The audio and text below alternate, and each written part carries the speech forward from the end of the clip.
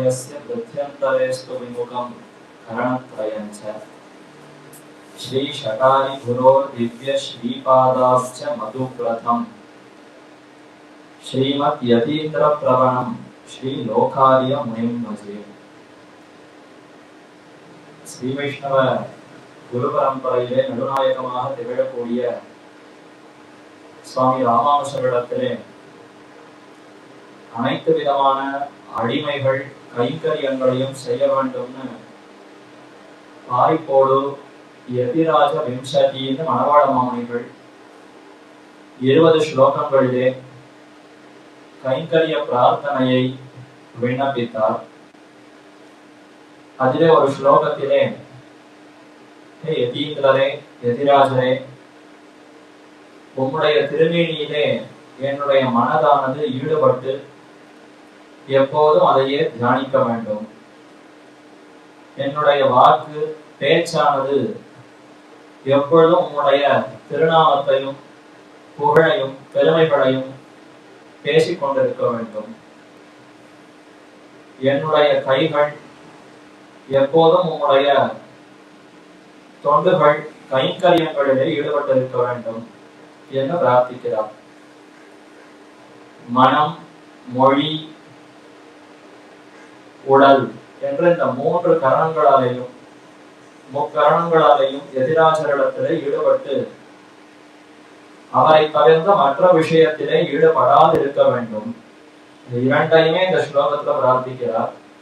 விருத்தியந்தரேஸ்து விமுகம், வேறு விருத்திகள் வேறு செயல்களில் என்னுடைய மனசோ வாக்கோ காயமோ ஈடுபடக்கூடாது. உம்முடைய விஷயத்திலேயே 3ம் ஈடுபட்டு இருக்க வேண்டும். இது யதிராஜரிடத்திலே யதீந்திர பிரவணரான மணவாள மாமுனிகளுடைய பிரார்த்தனை. அது எப்படி நடைபெறும்? நம்முடைய மனசு ராமானுஜரிடத்தில் ஈடுபட்டு இருக்க வேண்டும். அவருடைய திருமேனியை தியானிக்க வேண்டும். கைகள்னு சொல்லுவது உடல் முழுவதையுமே உபலட்சணமாக கொண்டு இந்த உடல் ராமானுஜருடைய தொண்டிலேயே ஈடுபட்டு இருக்க வேண்டும். நம்முடைய பேச்சு அதுவும் ராமானுஜருடைய பெருமகள் நாமங்களையே பேசி அனுபவிக்க வேண்டும். இப்படி அனைத்திலும் ராமானுஜரிடத்துல ஈடுபட வேண்டும் சொன்னால் அப்ப ராமானுஜருடைய பெருமகள் மனதிலே முதலில் பட வேண்டும். அவர் எத்தகு பெருமை கொண்டிருப்பவர், அவர் எவ்வளவு பெரியவர், எவ்வளவு எளியவர், என்னென்ன குணங்கள் அவரிடத்துல உண்டு, நமக்காக அவர் என்னென்ன செய்திருக்கிறார், நமக்கும் அவருக்கும் என்ன தொடர்பு, இதெல்லாம் அறிந்தால்தான் அவரிடத்துல ஈடுபாடே வரும். கண்ணன் பகவத்கீதையை உபதேசித்தான். ஸ்வதர்ம ஞான வைராகிய சாத்திய பக்தியேக கோச்சராக நாராயண பரம்பிரம்ம கீதா சாஸ்திரே சமீரிதாக என்று ஆளவந்தாரும் பகவத்கீதையினுடைய சாரத்தை தெரிவித்தார். ஸ்வதர்ம ஞான, கர்மயோகம், ஞான யோகம், இந்த இரண்டையும் முதல் 6 அத்தியாயத்துல விவரித்தார். இந்த கர்மயோகத்தை ஞான யோகத்தை யார் ஒருவன் செவ்வனே நன்றாக செய்கிறானோ அவனுடைய மனது நன்றாக பண்பட்டிருக்கும். ஆத்ம சாட்சா்காரமே அவனுக்கு ஏற்படும். தான் யார் என்பதை தெளிவாக அவன் உணர்வான். தான் யாருன்னு புரிந்து கொண்ட பிற்பாடுத்தான் அடுத்து பரமாத்மா யாருன்னு புரிவதற்கு தொடங்கும். நாம் யாருங்கிறதே புரியாமல் நம்மை காட்டிலும் மேம்பட்டவனான பரமாத்மாவை பற்றி எப்படி அறிய முடியும்? நான் யாருங்கிறத உறுதியான அறிவு ஏற்பட வேண்டும். பின்னர் நான் யார் உடையவன், நான் யாருக்கு வசப்பட்டிருக்கிறேன் என்று அதற்கு மேலத்தை ஆராய்ந்து பார்க்கும் பொழுது அனைத்து ஆத்மாக்களை காட்டிலும் பரமாத்மா மேம்பட்டவர், புருஷோத்தமன் என்று அம்பரமான் இருக்கிறார். அவருடைய பெருமைகள் என்னன்னு தெரிந்து கொள்ள வேண்டும். அவனுடைய பெருமைகளை அறிவதனாலேயே அவனிடத்துல ஈடுபாடு வளரும். அதனால அடுத்து 7ஆம் அத்தியாயத்துல பக்தி யோகத்தை சொல்லுகிறேன்னு தொடங்கினார். ஆனால் எங்கு பக்தி யோகத்தை கண்ணன் உபதேசித்தார்னா 12வது அத்தியாயத்துல தான் பக்தி யோகத்தை தெரிவித்தார். என் பக்தர்கள் எப்படிப்பட்டவர்கள்? 7ஆம் அத்தியாயம் முழுக்க 4 விதமான பக்தர்கள், ஒவ்வொருத்தரும் எவ்வளவு பெரியவர்கள், அதுல ஞானி என்பவன் எனக்கு எவ்வளவு முக்கியமானவன், அவன் எனக்கு ஆத்மா போன்றவன் என்றெல்லாம் விவரித்தார். அடுத்து 8ஆம் அத்தியாயத்திலே அந்த கைவல்யார்த்திகள் அவர்களுடைய பெருமை என்ன, மேலும் பக்தர்களுடைய பெருமை என்ன என்பதையெல்லாம் விவரித்தார். அடுத்து 9, 10 இதெல்லாம் தன்னுடைய விபூதி, தன்னுடைய சொத்து, தான் எவ்வளவு ஐஸ்வர்யத்தை கொண்டு எவ்வளவு பெருமைகளோடு திகழ்கிறேன் என்று தன்னையே வெளிப்படுத்திக் கொண்டார். இதெல்லாம் கேட்ட உடனே அர்ஜுனனுக்கு, ஓ இவ்வளவு சொத்து இவ்வளவு பெருமையா, இதோடு உன்னை சேவிக்க வேண்டும் ஆசைப்பட்டான். விஸ்வரூப அத்தியாயம் என்று விஸ்வத்தையே தனக்கு வடிவமாக கொண்டு அனைத்தையும் நியமிப்பவனாக அனைத்துக்கும் ஈஸ்வரனாக தான் இருப்பதை விஸ்வரூபம்னு எடுத்து காட்டினார் எம்பெருமான். இதெல்லாம் பார்த்த பிற்பாடுதான் அர்ஜுனனுக்கு இவ்வெம்பெருமான் எப்பேற்பட்டவன், நம்மோடு தோல் திண்டியாக நமக்கு ஏதோ அந்த பிள்ளை மாமா பிள்ளைன்னு உறவு சொல்லிக் கொண்டு இடையனே மாடு மேய்ப்பவனே கோவிந்தனை எல்லாம் அழைத்துக் கொண்டிருக்கிறேன். ஆனால் இவர் எவ்வளவு பெரியவர், எவ்வளவு பெரிய பரமாத்மா நமக்காக இறங்கி வந்திருக்கிறார்ங்கிறத புரிந்து கொண்டு அவரிடத்துல அபராத க்ஷாமனத்தை பிரார்த்தித்து, நீர் மறுபடியும் பழைய ரூபத்தோடு எனக்கு சேவை சாதிப்பாய்னு கேட்டவுடனே மீண்டும் எளியவனாக கண்ணனாக சேவை சாதித்தார். அதற்கு அடுத்து 12வது அத்தியாயத்துல தான் பக்தி யோகத்தை உபதேசித்தார். ஏன் இவ்வளவு அத்தியாயங்களில பக்தி யோகம் சொல்லுகிறேன்னு இறுதியாக சொன்னாரேன்னா, தான் யார், தன்னுடைய பெருமைகள் என்னன்னு நன்றாக அர்ஜுனனுக்கு புரிந்தால்தான் இவ்வளவு பெரியவனை நாம் அடைய வேண்டும்னு சொன்னால், அப்ப என்ன சிரமப்பட்டாலும் சரி அதற்கு என்ன வழியோ அந்த வழியில போய் அதை அடைந்தே ஆக வேண்டும் என்ற ஒரு உறுதியோடு அவன் பக்தி யோகத்துல கண்டிப்பா இழிய வேண்டும் என்று வருவான். இல்லைன்னா தொடக்கத்திலேயே பக்தி யோகம் எப்படின்னு விவரிக்க ஆரம்பித்தால் கேட்ட உடனேயே இதெல்லாம் நமக்கு ஆகவே ஆகாது, வேண்டவே வேண்டாம் என்று அதை விட்டுட்டு இவன் உலக விஷயங்களுக்கு திரும்பி விடுவான். அப்படி போகக்கூடாது. நம்மிடத்துல இவனுக்கு பற்று வளர வேண்டும். பக்தி நம்மிடத்துல வளர்வதற்கு நம்முடைய பெருமைகள் எல்லாம் இவன் மனதில் நன்றாக பட வேண்டும் என்பதனால்தான் முதல்ல தன்னுடைய சொத்து விபூதிகள் என்ன, ஐஸ்வர்யம் என்னங்கிறத காட்டி அனைத்தோடும் தான் எப்படி சேர்ந்திருக்கிறார் என்கிற விஸ்வரூபத்தையும் காட்டி பின்னர் 12வது அத்தியாயத்துல பக்தி யோகத்தை உபதேசித்தால், பெரியவனான எம்பெருமானை நாம் அடைய வேண்டும்னா அவசியம் அவரை அடையணும். அதற்கு என்ன முயற்சியானாலும் பரவாயில்ல, அவசியம் அதை செய்கிறேன்னு அந்த சாதனத்துல இழிவான் ஒருத்தன். அதனாலதான் எம்பெருமான் அப்படி விவரித்தார். இப்ப அதுல இருந்து தெரியக்கூடிய அம்சம் என்னன்னா, ஒருத்தரிடத்துல நமக்கு பக்தி வளர வேண்டும், பரமாத்மாவினிடத்துல அன்பு வளர வேண்டும்னு சொன்னால் பரமாத்மாவினுடைய பெருமைகளை முன்பு நாம் அறிந்திருக்க வேண்டும். அறிந்த பிற்பாடுதான் அவரிடத்துல ஈடுபாடே வரும். அதே போலத்தான் ராமானுஷரிடத்துல ஈடுபாடு வேண்டும் என்று எல்லோரும் ஆசைப்படுகிறோம். மணவாள மாமனிகளும் அதைத்தான் பிரார்த்திக்கிறார். அப்ப அவரிடத்துல ஈடுபட வேண்டும்னா அவருடைய பெருமைகள் என்னன்னு முதல்ல தெரிந்து கொள்ள வேண்டும். ராமானுஷர் எத்தகையவர், எப்படி பிறந்தார், எதற்காக பிறந்தார், என்ன காரணத்திற்காக அவர் அவதரித்தார், என்னென்ன பெருமைகளோடு அவர் திகழ்கிறார், நமக்காக அவர் என்ன உபகாரத்தை புரிந்திருக்கிறார், இது அனைத்தையும் நாம் நன்றாக நெஞ்சிலே பதிந்து கொண்டால்தான் இப்படிப்பட்ட ராமானுஷரோடு தொடர்பு அவசியம் தேவை. அவரை விட்டு எங்கும் விலக முடியாது, அவரே நமக்கு ஒரே கதி என்று அவரிடத்துல நாம் ஈடுபட்டு சரணாகதியே செய்து அவரையே பற்றுவோம். அப்ப அப்படி ராமானுஷரிடத்துல ஒரு நெருக்கம் வேண்டும்னு சொன்னால் ராமானுஷருடைய பெருமைகளை நன்றாக அறிய வேண்டும். அதற்காகவே பிள்ளை லோகம் ஜி.ஆர். சுவாமி என்னும் ஆச்சாரியர் பரம கருணையோடு 2 மகனீயர்களாய் விளங்கக்கூடிய ஆச்சாரியர்களுடைய வைபவத்தை தெள்ள தெளிவாக 2 நூல்களிலே காட்டியருளினார். ஒன்று ஜெகதாச்சாரியரான ராமானுஷர், மற்றொருவர் யதிபுனரவதாரம்னு கொண்டாடப்படக்கூடிய மணவாள மாமுனிகள். இருவருக்குமாக 2 நூல்கள். ராமானுஷருக்கு ராமானுஜாரிய திவ்ய சரிதை, மணவாள மாமுனிகளுக்கு யதீந்திர பிரவண பிரபாவம் என்னும் 2 கிரந்தங்களையே உபகரித்தருளினார்.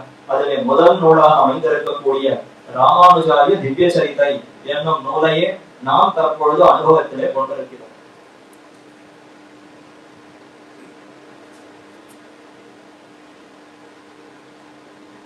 ராமானுஜாரிய திவ்ய சரிதை என்னும் இந்த நூலினுடைய தொடக்கத்துல அவதாரிகையாக ஒரு பத்தி சாதித்திருந்தார். அந்த விஷயத்தையும் பார்த்து எம்பெருமான் எவ்வளவு பெரியவன், எத்தனை பெருமைகளோடு திகழக்கூடிய எம்பெருமான் இந்த லோகத்தில் இருக்கக்கூடிய ஜீவாத்மாக்களை திருத்த வேண்டும் என்பதற்காக 2 நித்தியசூரிகள், திரு அனந்தாழ்வான் என்ற ஆதிசேஷன், பக்ஷிராஜன் என்கிற கருடாழ்வார், இந்த இருவரையும் பார்த்து நியமனம் சாதித்தார். நீங்கள் கீழே போய் பிறக்க வேண்டியது, தர்மத்தை நிலைநாட்ட வேண்டும், வேதங்களை நிலைநாட்ட வேண்டும் என்று, சத்தியத்தை நிலைநாட்ட வேண்டும் என்று, இந்த வேதம் தர்மம் சத்தியம் இதையெல்லாம் இந்த லோகத்துல நன்றாக நிலைநாட்டுவதற்கு நீரே போய் அவதரிக்க வேண்டும், கீழே பிறக்க வேண்டும்னு சொல்ல, சரின்னு அவர்களும் இடம் பார்த்து நிற்கிற வரைக்கும் அனுபவித்தோம். இப்ப அவர்கள் காலத்தை எதிர்பார்க்கிறார்கள். எந்த காலத்துல பிறந்தால் நல்ல சௌரியமா சரியா எல்லாத்தையும் செய்து தலை கட்ட முடியும் என்பதற்கு இடம் பார்த்து நிற்க மேற்கொண்டு சுவாமி சாதிக்கிறார். அக்காலத்திலே மமாத்மா ஞானினாம் வரஹா என்று சொல்லுகிறபடியே பகவத் அவதாரமான யமுனை துறைவர் நாதமுனிகளுடைய திருப்பேரனார் ஆடி மாசம் உத்தராட நட்சத்திரத்திலே அவதரித்தவர். ஆளவந்தாருங்கிற திருநாமம் ஏற்பட்டு பெருமையோடு திகழ்பவர். அப்படிப்பட்ட சுவாமி பகவத் அவதாரம். யாமுனாச்சாரியர் என்பவர் சாட்சாத்து எம்பெருமானுடைய அவதாரம், பகவத் அவதாரம்னு காட்டுகிறார். பகவத் யாமுனர் என்றுதான் எங்கு ஸ்ரீபாஷ்யம் முதலான இடங்கள்ல ராமானுஜர் தெரிவிக்கும் பொழுதும் பகவத் சப்தத்தோடு சேர்த்து தெரிவிப்பார். பூஜ்யவாச்சி, மிகவும் வணங்கத்தக்கவர், புகழத்தக்கவர்ங்கிறதுனாலே பகவத்துங்கிற அந்த அடைமொழியை சேர்க்கிறாரா, இவர் பகவானுடைய அவதாரம்னே கொள்ளலாம். கிருஷ்ணன் அவருடைய திருநாமத்தையே வகித்துக் கொண்டிருக்கிறார். யமுனை துறைவர், நாதமணிகளுடைய விருப்பம் யமுனை துறைவன் கண்ணனுக்கு திருநாமம். அதே திருநாமத்தை நம் குலத்தில் பிறக்கக்கூடிய ஒரு சிசுவுக்கு வைக்க வேண்டும். நம்முடைய திருப்பேரன் பிறந்தால் அவனுக்கு இட வேண்டும் ஆசைப்பட்டதினாலே யமுனை துறைவர்னு பெயர் சூட்ட பெற்றார். அப்ப அவர் எப்படி திகழ்ந்தார்னா, மமாத்மா ஞானினாம் வரஹா, ஞானினாம் வரஹா மமாத்மா. கண்ணன் சொல்லுகிறான், ஞானிக்கு ஆத்மைவ மேமதம்னு கண்ணன் கீதையில தெரிவித்தாரா. அதே போல இன்னொரு இடத்துல ஸ்மிருதிகள்ல அவரே தெரிவிக்கக்கூடியது, ஞானினாம் வரஹா மமாத்மா. ஞானிகளுக்குள்ள சிறந்தவன், தலைவன். ஞானிகள்னு பலர் இருக்கலாம். ஆத்மாவை உள்ளபடி உணர்ந்தவர்கள் எல்லாம் ஞானிகள் தான். ஆனால் அந்த ஞானிகளுக்குள்ளே பரமாத்மாவே அனைத்தும், வாசுதேவ சர்வம் என்று எவன் ஒருத்தன் தெரிந்து கொண்டிருக்கிறானோ அவன் தான் சிரேஷ்டவன், உயர்ந்தவன். அப்படிப்பட்டவன் எனக்கு ஆத்மா போலே. கண்ணனுக்கு ஒரு ஆத்மாவன், கண்ணன் தான் சகல ஜகத்துக்கும் ஆத்மாவாக விளங்குகிறார். ஆனால் அவருக்கு ஒரு ஆத்மா உண்டானா, இதோ சிறந்த பக்தர்கள் ஞானிகள் என்னிடத்திலேயே அனைத்து பிராண முதலானத்தையும் கொண்டு நான் இருந்தா அவர்கள் தரிப்பார்கள், என் அனுபவம் இல்லைன்னா தரிக்க முடியாதுன்னு இருக்கக்கூடிய உத்தமர்கள் யாரோ அவர்கள் நமக்கு ஆத்மான்னு சொல்லிக்கொள்கிறார் என்று சொல்லுகிறபடியே அத்தகு பெருமை கொண்டிருப்பவராய் யமுனை துறைவர் என்னும் ஆச்சாரியர் விளங்கக்கூடிய சமயம். பகவத் அவதாரமான யமுனை துறைவர் நாட்டிலே எழுத்தாணி பணம் வாங்குகிற ராஜபுரோகிதனையும் செய்து, எழுத்தாணி பணம் அப்படின்னா எழுதுபவர்கள், அந்த எழுத்தாணியை கொண்டு எழுதக்கூடிய வித்வான்கள், பெரியவர்கள், அவர்களிடத்துலதான் இவன் வரி வசூல் பண்ணா, கப்பம் வாங்கினான். யாருன்னா அந்த ராஜ புரோகிதன், ராஜாவுக்கு கீழே புரோகிதனா இருக்கக்கூடிய அந்த வித்வான் ஆக்கியாழ்வான் என்று அவனுக்கு பெயர். அவன் தான் எல்லா வித்வான்களையும் சேர்த்து அனைவரை காட்டிலும் நான் தான் தலை சிறந்த வித்வான், அதனால மத்தையோர்கள் எல்லாம் எனக்கு வரி செலுத்த வேண்டும், நான் தானே தலைவன், அதனால எனக்கு எல்லாரும் கப்பம் கட்ட வேண்டும்னு விதித்திருந்தானா. அப்படி ராஜ புரோகிதனையும் ஜெயித்து, எழுத்தாணி பணம் வாங்குகிற ராஜ புரோகிதனையும் ஜெயித்தார். ஆள வந்தார்னு பின்னர் அவருக்கு திருநாமம் ஏற்பட்டது. ராணி பார்த்து மகிழ்ந்து, இந்த குழந்தை, இந்த குமாரன் நிச்சயம் ஜெயிப்பான், ஜெயித்தால் பாதி ராஜ்யம் அவருக்கு கொடுக்கப்படாதுன்னு ராணி சொல்ல ராஜாவும் விஷயம், அதனால பாதி ராஜ்யத்தையும் பெற்றார். அப்படி ஜெயித்து விருது சொல்லி ஆசையில அத்ரிகன்யா என்று அந்த சுலோகத்தை ஆள வந்தாரே விண்ணப்பித்தார். அந்த ஆக்கி ஆழ்வான் அனுப்பின ஓலைக்கு இவர் மறுபடியும் ஒரு ஓலையில பெரிய சுலோகத்தை எழுதி அனுப்பினார். இதோ பார்வதியினுடைய கால் பதிந்திருக்கக்கூடிய ஹிமாச்சல பர்வதம் அங்கு தொடங்கி கீழே சீதா பிராட்டியினுடைய திருமுகம், அது மலர்ந்து இருக்கக்கூடிய கீழே சேது அக்கறையில் இருக்கக்கூடிய லங்கை, அந்த ராமனுடைய விஜயத்தை பார்த்து சீதை மகிழ்ந்து இருக்கக்கூடிய அந்த இடம். அப்ப அங்கும் இங்கும் வடகோடி தெற்கு கோடி, இந்த இரண்டுத்திற்கும் நடுவில் இருக்கக்கூடிய பாரத பூமியிலே எங்கு தேடினாலும் நமக்கு நிகர் இன்னொருத்தர் இல்லைன்னு தன்னுடைய அந்த பெருமைகளை ஆள வந்தாரே தெரிவித்துக் கொண்டார். பூர்வ மீமாசையோ உத்தர மீமாசையோ இந்த சாஸ்திரங்களிலே நமக்கு சமமான வித்வான் இன்னொருத்தர் இல்லை என்ற அளவுக்கு நான் பெரியவன் என்று தாமே அந்த ஆக்கியாழ்வானிடத்துல விண்ணப்பித்த ஸ்லோகம். அதான் ஆசையில அத்ரிகன்யா என்று விருது சொல்லி எம்பெருமான் சர்வஸ்மாத் பரன் சகல ஜகத் காரணன் என்று அறுதியிட்டு துஷ்ட மதங்களை நிரசித்து, இது முதல் அவருடைய நிலை. ஆள வந்தார்ந்த பெருமையை பெற்றார், ராஜ்யத்தை ஆண்டு வந்தார். அந்த சமயத்திலேயே மற்ற மதங்களை எல்லாம் கண்டித்து ஸ்ரீ வைஷ்ணவ மதத்தையும் ஸ்தாபித்தார்னு கொள்ளலாம். என்ன ஒன்றும் மேற்கொண்டும் ஸ்ரீ வைஷ்ணவ சித்தாந்தத்தை நிர்வகிக்கக்கூடிய ஆச்சாரியராக அவர் விளங்க ராஜாவாக விளங்கி கொண்டிருந்தார். அப்போதுதான் மணக்கால் நம்பியினாலே திருத்தி பணிகொள்ளப்பட்டு மீண்டும் சம்பிரதாயத்துக்கு திரும்பி ஆச்சாரியராக திகழ்ந்தார். அப்படி வந்தவர் எல்லாத்தையும் அறுதி விடுகிறார். சர்வஸ்மாத்பரன் எம்பெருமான் ஸ்ரீயப்பதியே அனைவரை காட்டிலும் மேம்பட்டவன், அவனே சகல ஜெகத்துக்கும் காரணன் என்று அறுதியிட்டு யுக்த மதங்களை நிரசித்து சுமத ஸ்தாபனம் பண்ணிக்கொண்டு ஆளவந்தார் எழுந்தருளி இருக்க. இதத்தான் வேதாந்த சங்கிரகத்தினுடைய தொடக்கத்திலேயே அதாவது யாமுனாச்சாரியர் சரி ஜெயதி யாமுனா ஜெயதி விஜயதே என்று காட்டுகிறார். பரபிரம்மைவ அக்யம் பிரமபரிகதம் சம்சரதி தது பரோபாத்யா லீடம் விவசம் அசுபஸ்ய ஆஸ்பதம் என்று மங்கள ஸ்லோகமாக வேதாந்த சங்கிரகத்தினுடைய தொடக்கத்திலே ராமானுஜர் காட்டுகிறார். 3 மதங்களை ஆள வந்தார், கண்டித்தார், தம்முடைய நூல்களாலையும் கண்டித்து அதையெல்லாம் நிரசித்து ஸ்ரீ வைஷ்ணவ சித்தாந்தத்தை நிலைநாட்டினார். சங்கர மதம், பாஸ்கர மதம், யாதவ பிரகாச மதம், சங்கரர் அத்வைத மதம். அவர் எல்லாம் மாயை, இருப்பது பிரம்மம் ஒன்றே, மற்ற அனைத்தும் பொய் என்று சொன்னார். அப்படி அல்லன்னு அதையும் வாதங்களை கொண்டு ஸ்ருதி ஞாயா வேதம் ஜெகதி விததம் மோகனமிதம் தமஹ ஏன அபாஸ்தம் சஹி விஜயதே யாவனமுனியின் ஸ்லோகம்.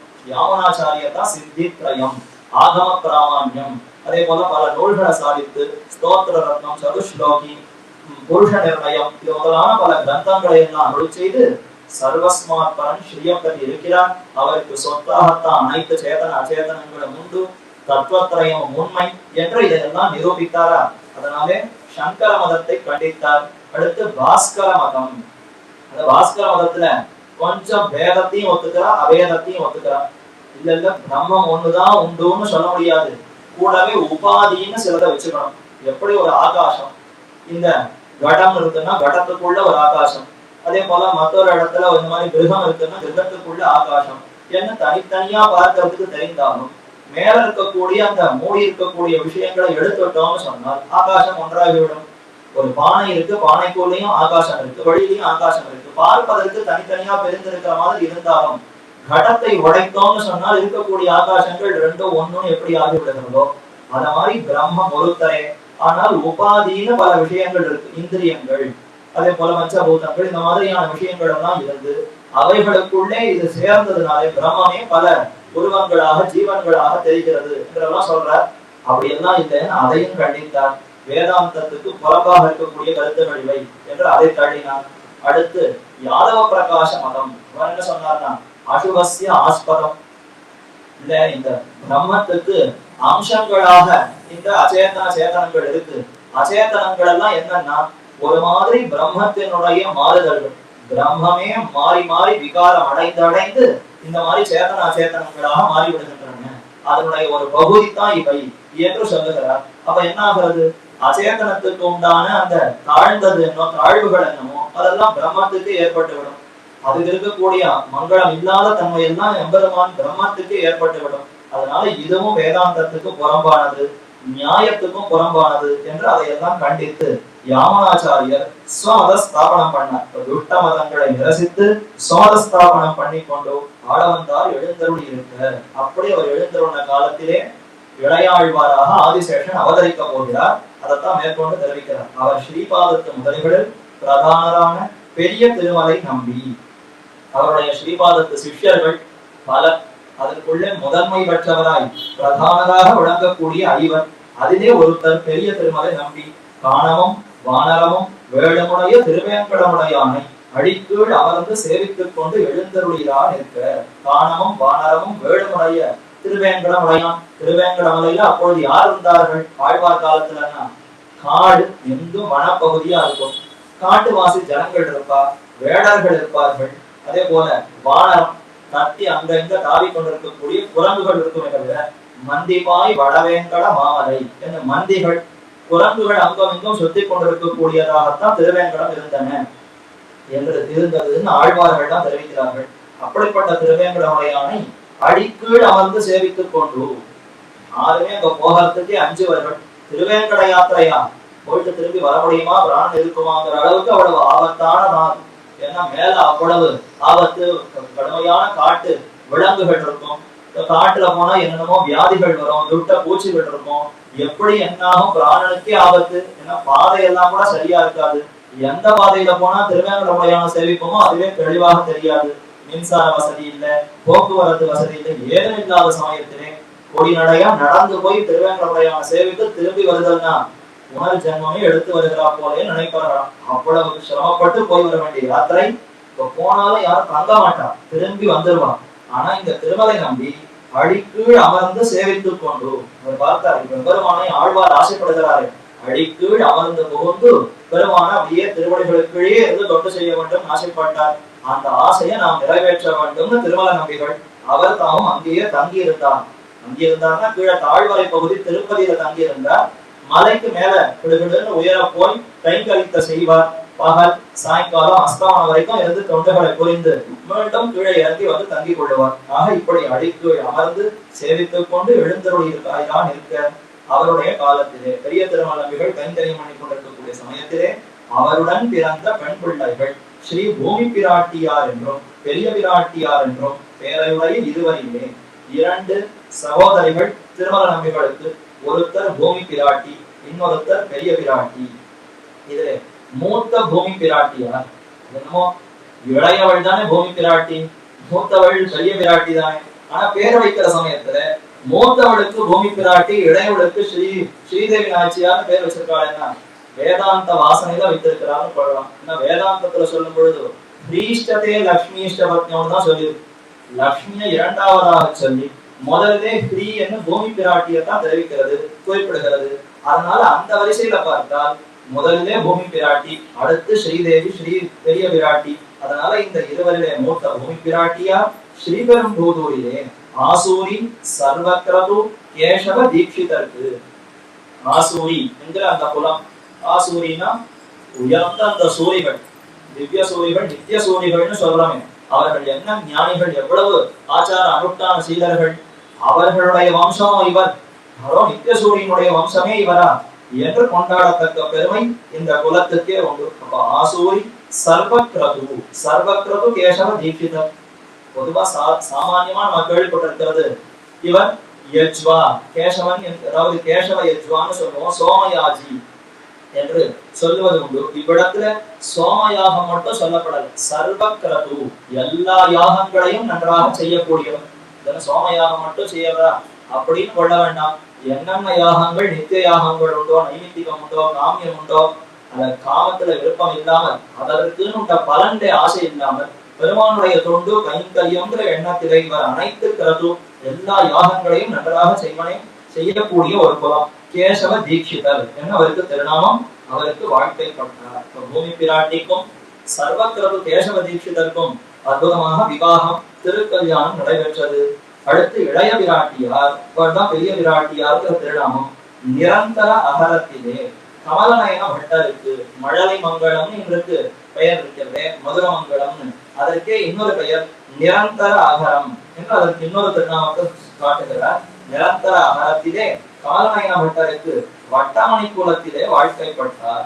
அவர் ஆசூரி குலம், இவர் வட்டமணி குலம். இந்த குலத்துக்கு இருக்கக்கூடிய சிறப்பு பெயர். அதுல இருக்கக்கூடிய கமலநயன பட்டங்கிற ஒரு சுவாமிக்கு பெரிய பிராட்டியார் அவரை கன்னிகாதானமாக கொடுத்தார்கள். அடுத்து இளையாழ்வார் திரு அவதாரம். அண்ணன் எப்படி யமுனை தலைவனாக அந்த எம்பெருமான் அங்க மதுராவில அவதரித்தானோ, அதே போல அயோத்தியிலே எப்படி சாகேதபுரியிலே ராமன் அவதரித்தானோ, அது மாதிரி இப்ப இளையாழ்வார் அவருடைய திரு அவதாரம் என்பதை அற்புதமாக காட்டுகிறார். இவர்களும் தந்தாம் புக்ககங்களிலே வாழும் காலத்திலே அவரவர்கள் கிரகங்கள், அதாவது புக்ககம், பிறந்தகத்திலிருந்து புக்ககத்துக்கு போய் வாழக்கூடிய சமயத்திலே யதாவதாரான் மதுரா முராரே ராமஸ்ய சாகேதபுரி யத்வத் ததா யதீந்திரஸ்ய சதா உபாஸ்யாம் புண்ணியா மகாபூதபுரி பூவ என்று அந்த ஸ்தலத்திலே என்று காட்டுகிறார். அதாவது ஒரு பிரமாணம் எங்க இருக்கிறதுன்னு தெரியவில்லை.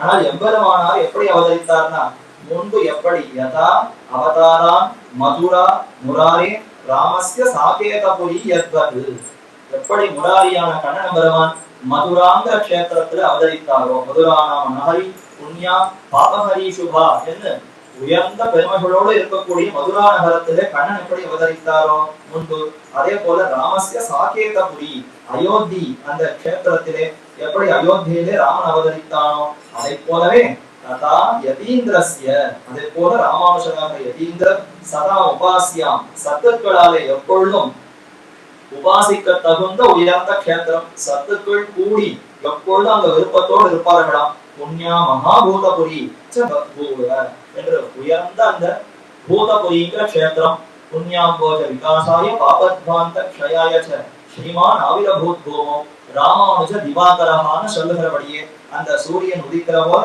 இங்க ராமானுஜ திவாகரர் இந்த பூதபுரிங்கிற கஷேத்திரத்துல அவதரிக்கிறார் என்று அந்த பிரமாணத்தை காட்டி அந்த ஸ்தலத்திலே शारीरक महाभाष्य ग्रंथकर्ता जितेन्द्रियः वेदांत वित्तमः कश्चित् वैष्णवो देशिकोत्तमः अस्मिन् महाभूतपुरे भविष्यति न संशयः तेन त्वया कृता वत्स समृद्धि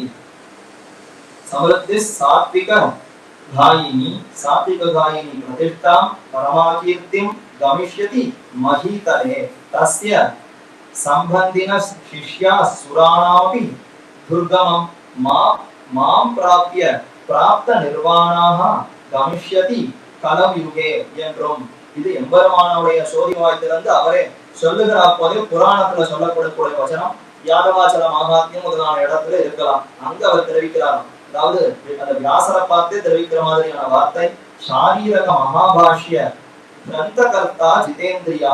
இதோ இப்ப அவதரிக்க போகிறாரே அவர் எப்படி இருப்பார்னா சாரீரக மகாபாஷ்யத்தை செய்பவர். பிரம்மசூத்திரத்திற்கு உயர்ந்த ஸ்ரீபாஷ்யம்ங்கிற அந்த கிரந்தத்தையே சாதிக்கக்கூடியவராக ஒருத்தர் இருக்க போகிறார். ஜிதேந்திரியா புலன்களை எல்லாம் நன்கு வென்றவர், கண்ட விஷயங்கள்ல ஈடுபாடே அற்றவர் அப்படி இருப்பார். வேதாந்த வித்தமஹா அனைத்து வேதாந்தங்களையும் நன்கு அறிந்தவராக இருப்பார். அதே போல வேதாந்த வித்தமஹா கஷ்டித் வைஷ்ணவோ தேசிகோத்தமஹா சிறந்தவர் ஸ்ரீ வைஷ்ணவர், தேசிகோத்தமஹா உயர்ந்த ஆச்சாரியராக விளங்குவார். தேசிகர்களுக்கெல்லாம் ஆச்சாரியர், உத்தம தேசிகர், உத்தம ஆச்சாரியராக விளங்குவார். அஸ்மின் மகாபூதபுரே இதோ இந்த மகாபூதபுரியிலே பூதபுரி மகாத்மியம் என்றும் ஸ்தல புராணம் இருக்கிறது, அதிலும் இருக்கலாம். இதோ இந்த மகாபூதபுரிங்கிற அந்த கஷேத்திரத்திலே பவிஷ்யதி ந சம்சயா கண்டிப்பாக அவதரிப்பார். இதுல எள்ளளவும் சந்தேகம் இல்லை, சம்சயம் வேண்டாம். தேன துவயா கிருதா அதனால என்ன ஆகும், உம்மால் செய்யப்பட்டிருக்கக்கூடிய வத்ச சம்ருத்தி சாத்விக காயினி பிரதிஷ்டாம் பரமாகீர்த்திம் கமிஷ்யதி மகீதலே துவயா கிருதா வத்ச. அதனாலே உம்மால செய்யப்பட்ட இந்த கிரந்தங்கள் எல்லாம் நன்கு அவ்விடத்துல பிரகாசத்தை அடையும், கீர்த்தியை அடையும். சாத்விக காயினி பிரதிஷ்டாம் பரமாகீர்த்திம் கமிஷ்யதி மகீதலே. இந்த பூமி முழுக்க இந்த நூல்கள் எல்லாம் நன்கு பறந்து எல்லா இடத்திலும் அதற்கு வைதிகர்கள் அதை அங்கீகரித்து ஏற்றுக்கொள்வார்கள். தஸ்ய சம்பந்தினஹ சிஷ்யாஹ சுராணமபி துர்கமம் மாம் பிராப்ய பிராப்த நிர்வாணாஹ கமிஷ்யதி கலயுகே. இந்த கலியுகத்திலே அடைவதற்கு மிகவும் அரிதாக இருக்கக்கூடிய பரமபதம் என்னையே வந்து அவர்கள் அடைகிறார்கள். அது சுரர்கள், அதாவது தேவர்களுக்கு கூட அறிவது அடைவதுங்கிறது மிகவும் துர்லபம். அப்படிப்பட்ட என்னை இதோ யார் அடைகிறார்கள்னா இவரோடு சம்பந்தம் உடையவர்கள் யாராக இருப்பினும் எக்குத்தவால எது விரப்பு ஏதியல்வாக இன்னொரு அப்புத்தம் அப்பிறப்பு அவ்வியல்வே நம்மை ஆட்கொள்ளுமேன்னு யார் எந்த நிலையில எப்படி இருந்தாலும் ராமானுஷரோடு ஏதோ ஒரு விதத்துல தொடர்பு கொண்டிருக்கிறோம்னு சொன்னால் அப்போ ராமானுஜருடைய சிஷ்யர்கள் சம்பந்தினாக சிஷ்யாக நேரே அவருக்கு சிஷ்யர்களாகவும் இருக்கலாம், அல்லது அவர்களோடு தொடர்புடையவர்கள் என்றால் இப்ப ராமானுஜருக்கு சிஷ்யர்கள்னு பார்த்தால் எம்பார் தொடங்கி இருக்கக்கூடிய ஆச்சாரியர்கள் சிஷ்யர்கள். ஆனா முன்னாடி இருக்கக்கூடிய நாதமணிகள் எல்லாம் தொடர்புடையவர்கள், சிஷ்யர்கள்னு சொல்ல முடியாது. ஆனா ராமானுஜரை தங்களுக்கு சிஷ்யர்களாக கொண்டு தொடர்பு இருக்கோம் இல்லையோ, அதனால இவரோடு ஏதோ ஒரு விதத்துல தொடர்பு கொண்டிருக்க வேண்டும். அது முன்னாடி இருக்கக்கூடிய பரம்பரையில முன்னாடி இருக்கக்கூடிய ஆச்சாரியர்களாக இருப்பினும் பின்னவர்களாக இருப்பினும் இவருடைய சம்பந்தத்தினாலேயே என்னை வந்து அடைகிறார்கள், இதுல துளியும் சந்தேகம் வேண்டாம் என்றும். அனந்த பிரதமம் ரூபம் லக்ஷ்மணஸ்து ததப்பரம் பலபத்ர ஸ்திருதியஸ்து கலவு கஷ்டித் பவிஷ்யதி என்றும் இத்தியாதி வசனத்தின்படியே திரு அவதார ஸ்தலங்களோடே விகல்பிக்கும்படியான பெருமையுடைய ஸ்ரீமன் மகாபூதபுரியிலே என்று காட்டுகிறார். அடுத்து இன்னொரு ஸ்லோகம். ஆதிசேஷனே ஒவ்வொரு யுகத்துல ஒவ்வொரு சமயத்துல ஒவ்வொரு வடிவத்தை எடுத்துக் கொள்கிறார். அனந்த பிரதமம் ரூபம் முதல் நிலை, தானான நிலை, தான் எப்படி ஆதிசேஷனாக அந்த நாக உடம்போடு உடலோடு இருக்கிறாரோ அந்த ரூபத்திலேயே இருந்து தொண்டு புரிகிறார். லக்ஷ்மணஸ்து ததப்பரம், அடுத்து ராமனுக்கு சகோதரனாக இளையவராக லக்ஷ்மணராக பிறந்தார். பலபத்ர ஸ்திருதீயஸ்து, கண்ணனுக்கு மூத்தவராக நபிமூத்த பிரானாக பலராமனாக பிறந்தார். கலௌ கஷ்டித் பவிஷ்யதி, கலியுகத்திலே ஒரு சிறந்தவராக விளங்குவர். யார் என்று பெயர் அந்த இடத்தில் தெரிவிக்கப்படவில்லை. ராமானுஷரே அவர் என்று ஆச்சாரியர்கள் காட்டுகிறார்கள். என்ற இத்தியாதி வசனத்தின்படியே இப்படி சொல்லப்பட்ட உயர்ந்த பிரமாணங்களின்படியே திரு அவதார ஸ்தலங்களோடே மதுரா, அதே போல அயோத்தி இவைகளோட சேர்த்து படிக்கலாம். பூதபுரி, ஸ்ரீபெரும்புதூர்ங்கிறது எவ்வளவு பெருமைனா, கண்ணன் அவதரித்த மதுரையோ ராமன் அவதரித்த அயோத்தியோ அத்தோட சேர்த்து ஸ்ரீபெரும்புதூர்னு சொல்லணும். அந்த அளவுக்கு சமப்பிராதானியம் இல்ல, அதை விட ஒருபடி அதிகமாவே பெருமை கொண்டிருக்கக்கூடியவராய் ஸ்ரீமன் மகாபூதபுரியிலே ஆசூரி கேசவ பெருமாள் என்கிறவர் மாதவ மாசத்திலே மயிலாபுரியில் கைரவினி தீரத்திலே ஆசூரி கேசவ பெருமாள் என்கிற அந்த சுவாமி மாதவ மாசம், அதுதான் இப்ப நாம இருக்கக்கூடிய வைகாசி மாசம். வைகாசி மாசத்தை தான் மாதவ மாசம்னு தெரிவிக்கிறார்கள். அது சாம்பிரதாயமா அந்த எம்பெருமானுடைய திருநாமத்தை விட்டே இந்த மாசத்தை அழைப்பதுங்கிறது ஒரு வழக்கம். மாதவ மாசம்னா இந்த மாசம் தான் வசந்த ருத்து. அதுல இரண்டாவது மாசம் நிறைய புஷ்பங்கள் பூத்து கொடுக்குகிறது, நல்ல பழங்கள் காய் கனிகள் எல்லாமே கிடைக்கக்கூடிய காலம்ங்கிறது இதுதானே. அப்ப எம்பெருமான் அனைத்தையும் கொடுப்பவர். சர்வலாபாய கேசவகா என்ன அனைத்து பலன்களையும் கொடுக்கக்கூடிய எம்பெருமான் இந்த மாசமும் அப்படி இருக்கிறதுனால இந்த மாசத்துக்கே எம்பெருமானுடைய திருநாமத்தை விட்டு மாதவ மாசம் என்று மிகவும் தூய்மையான மாசமாக சொல்லப்படக்கூடிய இந்த மாதத்திலே மயிலாபுரியில் கைரவினி தீரத்திலே, மயிலாபுரிக்குள்ள இருக்கக்கூடிய கைரவினி தீரம், இதான் ஆழ்வார் சொல்லும் போது மாடமாமயிலை திருவல்லிக்கேணி கண்டேனேன்னு சொல்றார். இன்றைய காலகட்டத்திலே திருவல்லிக்கேணிங்கிறது ஒரு தனி ஊர், மயிலாப்பூர்ங்கிறது தனி ஊர்னு இருக்கிறது. ஆனால் அந்த காலகட்டத்துல ஊர்னு சொன்னால் மயிலாபுரி தான். மயிலாபுரிக்குள்ள ஒரு இடம், அதற்குள்ள இருக்கக்கூடிய ஒரு தீர்த்தம் கைரவினிங்கிறது, அதை ஒட்டி இருக்கக்கூடிய ஸ்தலம்ங்கிறது அந்த பெயரையிட்டு அழைக்கிறார்கள். அதனால மயிலாபுரியில் கைரவினி தீரத்திலே, கைரவினிங்கிற அந்த புஷ்கரணியுடைய தீரம் சமீபத்திலே இந்த கரையில்தான் அன்று அந்த ஆசூரி கேசவ பெருமாள் மகதாத்வயருடைய அபிமான ஸ்தலத்திலே பூதம் சரஷ்ட மகதாத்வயா என்று மகத் என்று பெயரை கொண்டிருக்கக்கூடியவர் பேயாழ்வார். பேயின்னு அவருக்கு அடைமொழி. அந்த பேய்ங்கிறது எதை தெரிவிக்கிறது? பேய்த்தனத்தோடு இருக்கிறார் அதல்ல. பேய்னு சொன்னால் பெரிய அர்த்தம், மிகவும் பெரியவர் என்றதுக்கும் பேய்ங்கிற சொல்லை உபயோகிப்பதுண்டு. பேய் மழை பெய்ததுன்னா ஓஹோன்னு பெருத்த மழை பெய்ததுன்னு சொல்றோமா, அப்படி பேயாழ்வார் மகத் என்று பெருமை கொண்டிருக்கிறார். மகான் என்ன திருமழிசை ஆழ்வார், அவருக்கே அவர் ஆச்சாரியராக விளங்குகிறாரா, அதனால மகதாத்வய என்று பெயர் கொண்டிருக்கக்கூடியவருடைய அபிமான ஸ்தலம், அவரே அவதரித்தது மயிலாபுரின்னு சொல்லுகிறோம். மயிலாபுரியும் திருவள்ளிக்கேணி ஒண்ணுதானே, அதனால இந்த கஷேத்திரமே அவருடைய அவதார ஸ்தலம், அபிமான ஸ்தலம், அவருக்கு மிகவும் விருப்பமான ஸ்தலத்திலே அகம் ஹி சர்வயஜ்ஞானாம் போக்தாச்ச பிரபுரேவச கண்ணன் கீதையில தெரிவிக்கிறார். 9ஆம் அத்தியாயம் 18வது ஸ்லோகம், எல்லா யஜ்யங்களுக்கும் நானே தலைவன். யார் எந்த இடத்துல என்ன யாகம் ஹோமம்னு பண்ணாலும் அந்த ஹோமத்துக்கு என்ன கூப்பிடலன்னு சொன்னாலும் நான் தான் தலைவன். என்னை விட்டு தனியா அவர்கள் யாகம்ங்கிறது செய்ய முடியாது. இப்ப ருத்ரனுக்கு அந்த மாதிரி ஆயிடுத்து.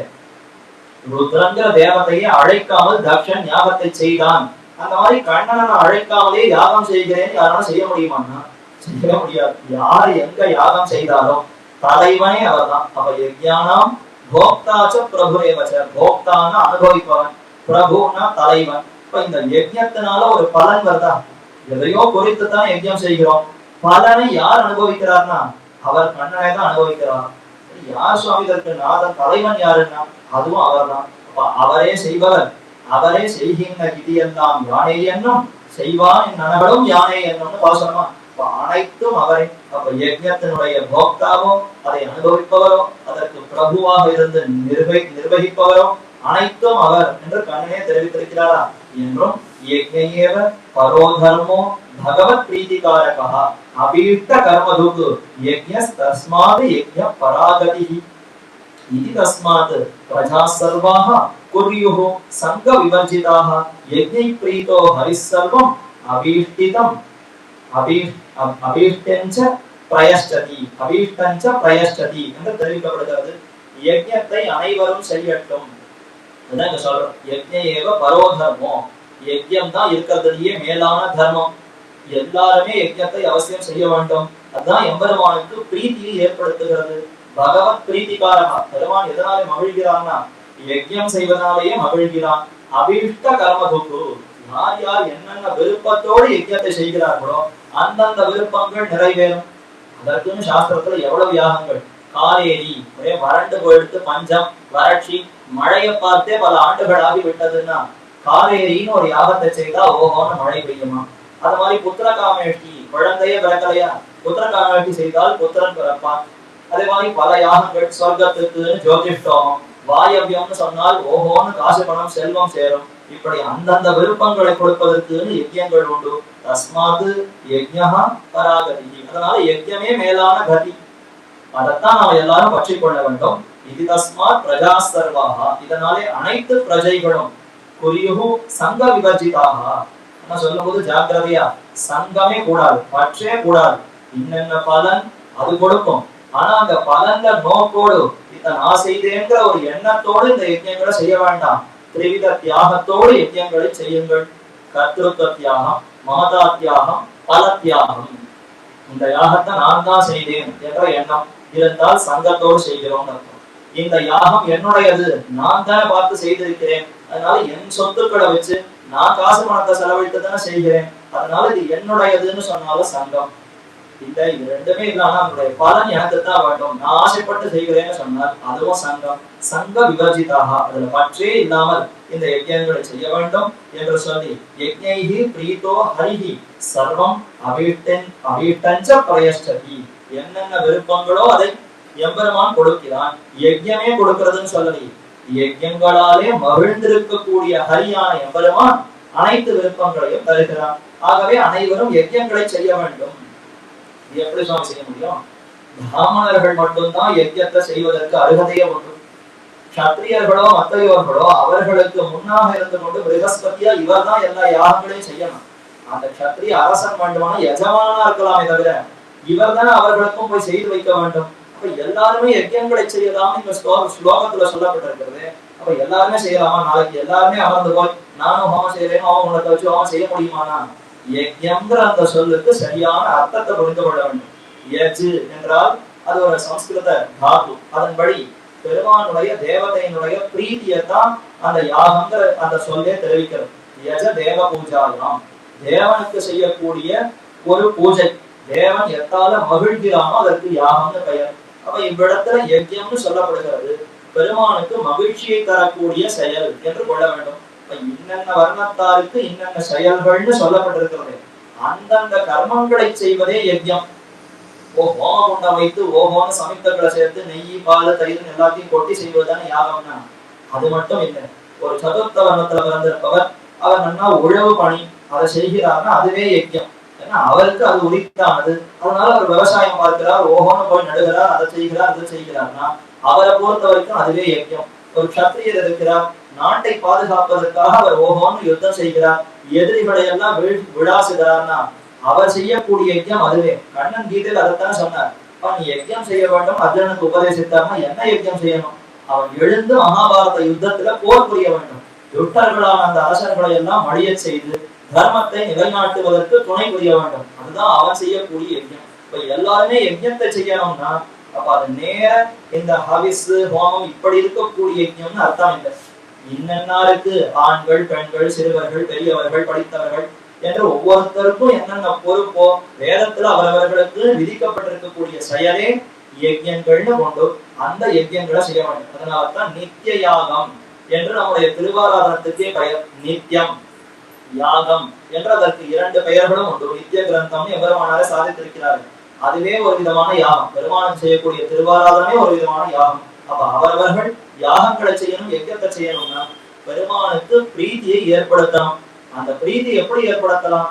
வர்ணாசிரம ஆச்சாரவதா ஒரு புருஷேன குமானு புருஷேன, அதாவது புருஷர்கள் வர்ணாசிரம ஆச்சாரத்தை கடைபிடித்தால்தான் ஜனார்தனான எம்பெருமானுக்கு பிரீத்தியே ஏற்படும்னு அதுவும் பிரமாணம் தெரிவிக்கிறது. அதனாலே அந்தந்த யஜ்யங்கள்னு சொன்னால் கர்ம அதாவது அவரவர்களுக்கு விதிக்கப்பட்ட செயல்கள் கொள்ள வேண்டும் என்றும் சொல்லுகிறபடியே அவன் அபீஷ்டத்தை கொடுக்கும் அவனாகையாலே அப்படியே பார்த்தன் தன் தேர் முன் நின்றானாய். ஆனா இந்த ஸ்லோகத்துல இப்ப பிரகிருதம் எதற்கு எடுத்திருக்கிறார்னா, இப்ப சர்வக்ரது தீட்சிதர் யாகம் செய்ய போகிறார்.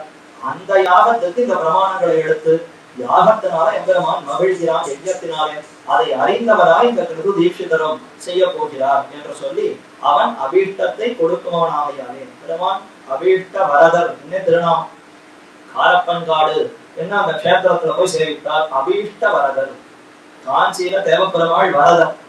அதே எம்பெருமான சேவிக்க வேண்டும்னு சொல்லி பலரும் யாத்திரையாக போற சமயத்திலே அங்கிருந்து தெற்கிருந்து வரக்கூடிய சமயத்திலே அந்த காரப்பன்காடுங்கிற இடத்துல ஒரே பெரிய சூறாவளி, புயல், மழை, காத்து, வெள்ளம், இங்கிருந்து எங்க போறது எப்படி வழி தீர்த்து முன்பு தெரியாம தவிக்க வரதனே உன்னை சேவிக்கணும்னு கிளம்பினவர்களுக்கு எங்களுக்கு இந்த கதியா எல்லாரும் புலம்ப, ஒன்னும் கவலை வேண்டாம், இங்கேயே சேவை சாதிக்கணும்னு தேவப்பெருமாள் அங்க போய் சேவை சாதிச்சாங்க. அதனால இவர்கள் விருப்பத்தை உடனே நிறைவேற்றியதனாலே அவருக்கு ஒரு அடைமொழி அதிகம், அபீஷ்ட வரதன் என்று அங்கு இன்றும் சேவை சாதிக்கிறார். இதே சமயத்துலதான் அங்கும் பிரம்மோத்சவம் நடைபெறுகிறது. அப்பேற்பட்ட அபீஷ்டத்தை கொடுக்குமானாம் எம்பெருமான் இருப்பதினாலே அப்படியே பார்த்தன் தன் தேர் முன் நின்றானாய். அங்க அபீஷ்ட வரதன்னா இங்க இந்த கஷேத்திரத்துலதான் இப்ப ஆசூரி கேசவ தீட்சிதர் வந்து இருக்கிறார். இவர் யார்? பார்த்தன் தன் தேர் முன் நின்றானாய். பார்த்தனுடைய தேருக்கு முன்னே இருக்கக்கூடிய பார்த்தசாரதியாக சாரதியாக எம்பெருமான் அன்று ஐவர் தெய்வ தேரினில் செப்பிய கீதை என்னும்படி உபதேசித்தருள்ள கீதோபனிஷத் ஆச்சாரியனான அன்று ஐவர் தெய்வ தேரினில் செப்பிய. ஐவருடைய தேரா அர்ஜுனுடைய ஒரு தேர் தானேமா. பாண்டவர்கள் எப்பொழுதுமே அவர்கள் ஐவரையும் சேர்த்துத்தான் பெயர். ஒவ்வொருத்தரையும் தனித்தனியா சொன்னாலும் பாண்டவர் பாண்டவர் பாண்டவர் தான் சொல்லணும். அவர்கள் 5 பேரை சேர்த்து சொன்னாலும் பாண்டவன் தான் சொல்லணும். அப்ப ஐவர்னு எடுத்தா அதனால ஐவர் அர்ஜுனுடைய தேராக இருந்தாலும் அந்த ஐவருடைய தேர். அது அங்கே பார்த்தோம், பாஞ்சாலிய அர்ஜுனன் தான் அந்த சுயம்பரத்துல ஜெயித்து அழைத்து வந்தான். ஆனா ஐவருக்குமே அவள் பத்னியாகிறாளா? அதே போல இது ஒருத்தருடைய தேரானா? இல்ல, அர்ஜுனுடைய தேர் மட்டும் இல்ல, ஐவருடைய தேர். அப்ப ஐவர் தெய்வ தேர், தெய்வத்தினுடைய தேர். திவ்யமான தேர். கண்ணன் இருக்கிறதுனாலேயே அது தெய்வத்தன்மை பொருந்தியது. கண்ணன் மட்டும் ஒரு அடி நகர்ந்தார்னா அந்த தேர் அப்படியே தீ பத்தி எரிந்து விடுகிறது. கடைசி நாள் யுத்தம் முடிந்த ஒருபாடு அர்ஜுனனும் முதல்ல நீ இறங்குங்கிறார் கண்ணன். இல்லையே, சாரதி கீழே இறங்கி தோல் கொடுக்கணும், அப்பதான் ரத்தி அந்த தோளுக்கு மேல கால வைத்து இறங்கணும்.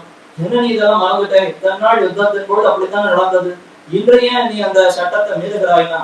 இப்ப சட்டம் திட்டம் எல்லாம் பார்க்காத அர்ஜுனா, உன்னுடைய நன்மைக்காகத்தான் சொல்றேன். நீ அந்த பிள்ளைதானே, அதனால அம்மாச்சி தானே, நான் சொல்றத கேளேன்.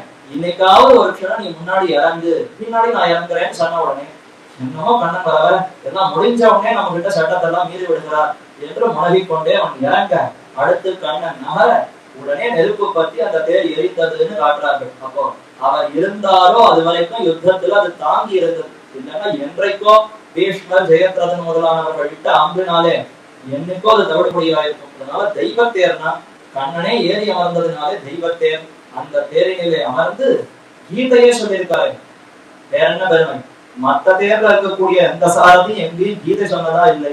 இவர் தேரினுடைய சாரதியாக அமர்ந்து கீதை சொன்னார். அதாவது பெரிய சிம்மாசனத்துல போட்டு அமர்ந்து உட்கார்ந்து இந்த மாதிரி காலக்ஷேப கூடம் அமைத்து பலரையும் அழைத்து வாங்க வாங்க கீதை சொல்றேன்னு சொன்னாரான்னா, யுத்தம் இடத்துக்கு நடுவில் யுத்தம் சண்டை அடுத்து கத்தி எடுத்து ஒருத்தர சண்டை போடுற சமயத்துல பொறுமையா இருக்கும் கீதையை சொல்றேன்னு அங்க போய் தேருக்கு நடுவிலே சாரதியாக எழுந்திருந்து நின்று கண்ணன் உபதேசித்திருக்கிறான்னா அப்ப தெய்வ தேர் தான் சுவாமி. இந்த தேர் தான் உண்மையாகவே கீதையே நமக்கு கொடுத்திருக்கிற தேர். அதனால தெய்வத்தேரில் செப்பிய கீதை. அங்கு அந்த எம்பெருமான் மாயன் அந்நோதிய வாக்கு என்று திருமழிசையாழ்வார் கொண்டாடுகிறார். அப்படிப்பட்ட கீதை என்னும் வழி உபதேசித்தருளின கீதோபனிஷத் ஆச்சாரியனான என்று சொல்லுகிறபடி உபதேசித்தவன் கீதோபனிஷத் ஆச்சாரியன் கீதாச்சாரியனான ராமானுஜன் சன்னதியிலே. இவரெங்க திடீர்னு ராமானுஜர் ஆனார்னா பலராமனுக்கு தம்பியா. பலராமன் அவருக்கு பெயர். யாரும் பலராமனே கூப்பிட மாட்டார், ராமாராமனு தான் கூப்பிடுவாங்க. அயோத்தியில ஒரு ராமன், மதுரால ஒரு ராமன். மதுரால ராமன் யாரு?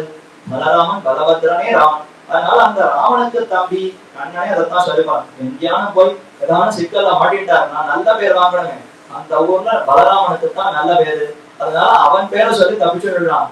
யாரு பாணின்னு கேட்டா ராமனுடைய தம்பின்னா பலானுஜா. பலராமன் தம்பின்னா ரொம்ப சமத்தாச்சேன்னு விட்டுருவான். பலராமன் தம்பினாலே விஷம் தான், வா குடிக்கிறேன்னு உடனே குடித்து மேலதான் அடிப்பார்கள். ஆனாலும் கண்ணனுக்கு அது அவருடைய நினைவு. அதனாலே அவன் அப்படி பலராமானுஜனாக சன்னதியிலே எழுந்திருக்கக்கூடிய அந்த நிலையிலே புத்திரார்த்தியாய் கேசவ சோமயாஜி கல்யாணமாச்சு, திருக்கல்யாணம் முடிந்தது, ஆனால் குழந்தைகள் பிறப்பில்லை. அதனால புத்திரார்த்தியாய் ஒரு குழந்தை வேண்டும்னு அவனை உத்தேசித்து யஜ்யம் பண்ண நனு ராமாவரஜஸ்தயேஷ பூயா என்கிறபடியே அதோ இந்த ராமாவரஜன் பலராமானுஜன் இருக்கார கண்ணன் அவரே மந்தம் ராமானுஜராக அவதரித்தார் என்று சொல்லுகிறபடி சயேஷ பூயா அவர் வேறில்லை இவர் வேறில்லை அவரே இவர் என்று சொல்லுகிறபடியே அவனே கீதையின் செம்மை பொருள் பெரிய பாரினில் சொன்ன ராமானுஜனாகவும் கீதையினுடைய செம்மை பொருள். அப்ப கீதைக்கு பல பொருள் இருக்கு போல் இருக்கேன். ஆமா, பகவத்கீதைக்கு யார் யாரெல்லாம் வியாக்கியானம் பண்ணியிருக்கான்னு ஒரு கணக்கே இல்லை. இன்னைக்கும் பகவத்கீதைக்கு அர்த்தம் சொல்றேன்னு ஒவ்வொருத்தரும் அதற்கு எழுதி எழுதி பகவத்கீதைன்னா என்னன்னே புரியாத அளவு காதி விட்டது என்ன. அப்ப அதற்கு அத்தனை பொருள்கள் பலரும் தங்கள் புத்தி கட்டினா போல சொல்லியிருக்கிறார்களா? இதெல்லாம் கூடாது. செம்மை பொருள் பகவத்கீதையினுடைய உண்மையான பொருள் என்னன்னு சொல்லணும். அதுக்கு இதுதான் பொருள்னு பலரும் சொல்லலாம். ஆனா கண்ணன் எதை உள்ளத்துல வந்து சொன்னாலும் அவர் சொன்னாலும் புரிஞ்சுக்க முடியும். அவர் கீதையை சொன்னாலும் புரியல. அதனால வேண்டாம், கீதையினுடைய பொருளை நாமே இருந்து சொல்லக்கூடாது, உருவத்தை மாற்றிட்டு வேற நிலையில இருந்து தான் சொல்ல வேண்டும் என்பதற்காக இப்ப ராமானுஜராக அவதரித்தாரா. அப்ப கீதையின் செம்மை பொருள் தெரிய பாரினில் சொன்ன கீதையினுடைய செம்மை பொருள் பாரினில் அனைவருக்கும் தெரிய வேண்டும். அண்ணனுக்கு மட்டும் தெரிந்தா ஒன்னும் பிரயோஜனம் இல்லை. அது உலகத்தவர்கள் எல்லோருக்குமாக தெரிய சொல்ல வேண்டும். ராமானுஜனாக அவதரிப்போம் என்று அதுக்கு மேலே பரதனும் தம்பி சத்ருக்கனும் இலக்கவனோட மைதிலியும் இரவணன் பகலும் துதி செய்ய நின்று ராவணாந்தவன் எழுந்தருடைய இருக்கையாலே. முதல்ல கண்ண சரித்திரம் பார்த்தசாரதி கோவில்னா பிரதான அவர்தானே அவருடைய சரித்திரத்தை முடித்தார். அப்ப பலராமானுஜன் ராமானுஜனாக பிறந்தார் போறாரே. இன்னும் ராமானுஜன் லக்ஷ்மணர் அவர்கள்லாம் வந்து பிறக்கணுமா? அதனால அத்தை தெரிவிக்கிறார். இதே திவ்ய தேசத்திற்கு மங்களாசாசனமாக திருவங்கையாழ்வார் அருளை செய்திருக்கக்கூடிய பாசுரத்திலே என்னமோ ராமனுக்கு சொல்லும் பொழுது தம்பிமார்கள் மூவரோடும் சேர்ந்திருக்கிறார். பல கோவில்களே ராம சன்னதி உண்டு. அங்க 3 சகோதரர்களோடு இருப்பாரானா தெரியாது. ஆனால் இங்க அவர் குடும்ப சகிதமா இருக்கார். கண்ணனும் குடும்ப சகிதம், ராமனும் குடும்ப சகிதம். அதனால அந்த ராமனை பத்தி தெரிவிக்கும் பொழுது பரதனும் தம்பி சத்ருக்கனும். அவர் பரதனுக்கு தான் தம்பி. சத்ருக்கன் ராமனுக்கு தம்பியா இல்லையான்னா ராமருக்கும் அவருக்கும் நேரடி தொடரவே இல்லை. பரதனுக்கு தம்பியா இருப்பதனால்தான் ராமன் இவர் என் தம்பின்னு ஏத்துக்கிறாங்க. இவருக்கு அடுத்து பின் பிறந்தவர் தானே அவர்னா அது நமக்கு தெரியாது சுவாமி. பரதனுக்கு அவர் தம்பி, அதனால நமக்கு தம்பி. அது மாதிரி சத்ருகன் என்ன நினைச்சுப்பாருன்னா, ராமன் என்பவர் பரதனுக்கு அண்ணா தமையன், அதனால அவர் நமக்கும் தமையன் என்று நடுவர பரதன் ஒருத்தரை விட்டுத்தான் 2 பேருக்குமே தொடர்பு. அதனால ஆழ்வாரும் பரதனும் தம்பி சத்ருகனும் அவர்கள் 2 பேரையும் சேர்த்துட்டார். இலக்குவனோடு மைத்திரியும். ஆச்சரியமா வியாக்கியானத்துல சொல்லும் பொழுது நாட்டிலே பின்தொடர்ந்து போனவர்கள் 2, நாட்டிலேயே தங்கியவர் 2. பரதனும் தம்பி சத்ருகனும் நாட்டிலே இருந்துட்டா. ராமன் பார்த்து நீ இங்கே இருந்து சொன்னவனே இங்கே தங்கி விட்டார்கள். 2 பேர் அடப்பிடித்து பின்னாடியே போனார்கள். அவர்கள் தான் இலக்குவனோடு மைத்திரியும். இரவு நன் பகலும் துதி செய்ய நின்று இவர்கள் எல்லாம் ராத்திரி பகலே இல்லாமல் நின்று துதி செய்து கொண்டே இருக்கிறார்களாம். கைகளை கூப்பி வணங்கி கொண்டே பரதன் ஒரு பக்கம் சத்ருகன் ஒரு பக்கம் ராத்திரி பகல் தெரியாமல் எப்பொழுதும் வணங்கி கொண்டிருக்கக்கூடிய நிலையிலே சேவை சாதிக்கிறார்கள். ராவணாந்தகன் ராவணனை முடித்திருக்கக்கூடிய வீரம் ஆற்றலுடைய ராம்பிரான் எழுந்தருள் இருக்கையாலே அங்கே நித்திய சேவை பண்ணுகிற ராமானுஷர்கள் 3 ராமானுஷர்கள். ராமனுடைய பின் பிறந்தவர்கள் எல்லோருமே ராம அனுஜர்கள் தானே. அனுஜர்னு சொன்னால் பின் பிறந்தவர்கள், தம்பிகள், சகோதரர்கள். 3 சகோதரர்கள் இங்க எழுந்தருள் இருக்கிறார்களா? அதனால்தான் சகோதரர்கள் 3 ராமானுஷர்கள் 3 மேஷ மாசத்தில் புஷ்ய ஆஸ்லேஷங்களிலே கிரதுபலமாக முன்பு அவதரித்தா போலே அன்று ஒரு நாள் அயோத்தியிலே தசரத மன்னவன் செய்த கிரது யாகம், அங்கே புத்திர காமேஷ்டி யாகம் செய்ய அங்க ஒரு அழகான ஒரு தேவதை அந்த அக்னியிலிருந்து தோன்றி பாயசத்தை கொடுத்து பாயசத்தை உண்டதினாலே அப்படி பிறந்தார்கள். அப்ப கிரதுபலமாக அங்கு முன்பு அவதரித்தார்கள். மேஷ மாசம், அது சித்திர மாசம், மேஷ ராசியில சூரியன் பிரவேசிக்கக்கூடிய மாசம். புஷ்ய ஆஸ்லேஷங்களிலே ராமன் பிறந்ததுதான் புனர்வசுவே தவிர சைத்ரே புனர்வசௌ நவமிகே திதே என்று புனர்வசு நட்சத்திரம் நவமி திதி. புனர்பூசத்துக்கு அடுத்து பூச நட்சத்திரம் பரதன் பிறந்தான். ஆயில்ய நட்சத்திரம் லக்ஷ்மணனும் சத்ருக்னர்களும் பிறந்தார்கள். அதனால புஷ்ய ஆஸ்லேஷங்களிலே அவர்கள் முன்பு அவதரித்தா போலே 3 தம்பிமார்கள் 2 நட்சத்திரத்திலே ஒரு தசரத மன்னவன் ஒரு யாகத்துல பிறந்தார்கள். 1 2 3 அங்க சந்தியா வந்துதா. இப்ப அப்படி இருப்பவர்கள் பிரதிபலமாக அவதரித்தா போலே பத்யுஹு பங்கஜவாசின்யாஹ பிரேஷணாத் பிருத்திவீதரே அஹீனாம் ஈஸ்வர ஸ்ரீமான் आसीत् रामानुजो मुनिः चैत्रे मासि तदे सम्यक् आर्द्रायां समजायत सहस्रमूर्धा विश्वात्मा शेषस्तस्मिन् समाविशत् शेषो वा सैन्यनाथो वा श्रीपतिर्वेति सात्विकैः என்று வரிசையா பிரமாணங்களை தெரிவிக்கிறார். ராமானுஜர் அவதரிக்கிறார்னா இத்தனை பிரமாணங்கள் இப்படி வராது. ஆதிசேஷனே அவதரித்தார்னு சொல்லப்படுகிறது. பத்யுஹு பங்கஜவாசின்யாஹ பிரேஷணாத் பிருத்திவீதரே 2 பேர் தூண்டினார்களாம். பத்யுஹு பங்கஜவாசினி, பங்கஜவாசினி தான் விராட்டி, தாமரையிலே வீற்றிருக்கக்கூடியவள். அவளும் அவளுடைய நாதன் பதி, அவளுக்கு பதியா இருக்கக்கூடிய பெருமானும் ஸ்ரீயபதியான அந்த இருவரும் ஸ்ரீயபதிகள், அதாவது ஸ்ரீயபதி திருமகள் பெருமான விராட்டியும் பிரேஷணாத் பிருத்திவீதரே அவர்கள் பிரேஷிக்க தூண்ட கீழே போய் பிறக்க வேண்டும், ஆதிசேஷனே நீர் கீழே போய் அவதரிக்க வேண்டும் தூண்ட பிருத்திவீதலே இந்த பூமியிலே அஹீனாம் ஈஸ்வரஹா, அஹீனா பாம்பு, பாம்புகளுக்கு ஈஸ்வரன் தலைவன் ஆதிசேஷன் ஸ்ரீமான் மிகுந்த செல்வம் கொண்டிருப்பவர். பெருமானையை இவர்தன மடியில் வைத்து எல்லாருக்கும் காட்டுகிறார். அனந்த சாயி சேஷசாயின்னு பெருமானுக்கு திருநாமம். பெருமாள் யாருன்னா இதோ சேஷன்ல படுத்து கொண்டிருப்பவர் தான் சுவாமி பெருமாள். அவருக்குன்னு வேற அடையாளம் இல்லையானா இவரை வைத்தாதான் அவருக்கே அடையாளம் சொல்ல முடியும் என்கிற அளவுக்கு சென்றால் குடையம் இருந்தால் சிங்காசனமாம்னு பின்தொடர்ந்து கைங்கரியம் பண்ணக்கூடிய ஸ்ரீமான் ஆசீத் ராமானுஜோ முனி, இதோ ராமானுஜ முனியாக அவதரித்தார்னு பிரமாணம். சைத்ரே மாசி சித்திர மாசத்திலே அதே சமயம் ஆர்த்ராயாம் சமஜாயத சித்திரை திருவாதிரை, சித்திரையில் செய்ய திருவாதிரை நாள் திசையும் கொண்டாடும் நாள் என்ன அந்த நாளிலே அவதரித்தார். சஹஸ்ரமூர்தா விஸ்வாத்மா 1000 தலைகள் கொண்டிருக்கக்கூடிய ஆதிசேஷன். சஹஸ்ர சீருஷா புருஷான்னு எம்பெருமானுக்கும் பற்பல தலைகள் சீர்ஷங்கள் தலைகள் உண்டு. அந்த எம்பெருமானை எப்பொழுதும் விடைவிடாமல் அனுபவித்து தொண்டு புரியக்கூடிய ஆதிசேஷனுக்கும் ஆயிரக்கணக்கான தலைகள் உண்டு. சஹஸ்ரமூர்தா விஸ்வாத்மா சேஷா தஸ்மின் சமாவிஷது. விஸ்வாத்மா விஸ்வத்தையே தாக்குபவர். இன்னைக்கு ஆதிசேஷனுடைய படங்களுக்கு மேலத்தான் ஜெகத்தனைக்கும் நிலை கொண்டிருக்கிறதுன்னு புராணங்கள்ல தெரிவிக்கப்படுகிறது. இந்த பெரிய அண்டமே ஆதிசேஷனுடைய தலைக்கு மேலத்தான் அப்படியே தாங்கப்பட்டு தரிக்கப்பட்டு இருக்கிறான். அதனால அவர் தான் விஸ்வத்துக்கே ஆத்மாவாக தாங்குபவர் தரிப்பவர். விஸ்வாத்மா சேஷா தஸ்மின் சமாவிஷது அவருக்குள்ள புகுந்தார். யாருக்குள்ளேனா அப்படி அந்த கேசவ சௌமியாஜியினாலே கொடுக்கப்பட்ட அந்த காந்திமதி அவளுக்குள்ள புகுந்து இப்படி குழந்தையாக பிறந்தார்.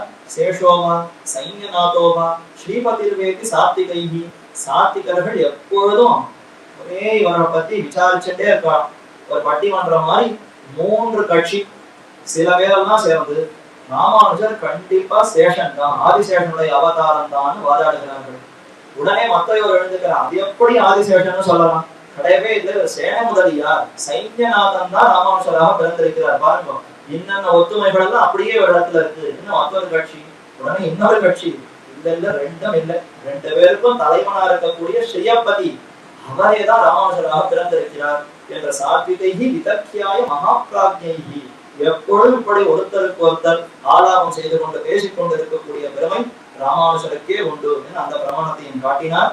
அடுத்து அவருடைய அவதார அந்த திதி நட்சத்திரம் அந்த வாரம் அதையெல்லாம் காட்டுகிறார். கல்யப்தே கலியுகத்திலே திவ்ய கும்பே, அதாவது புதஜன விதி बुधजन विदिते वत्सरे पिंगळाख्ये चैत्रे मासे गते गतेषु द्वियुत 10 दिनेषु येधमाने हिमांसौ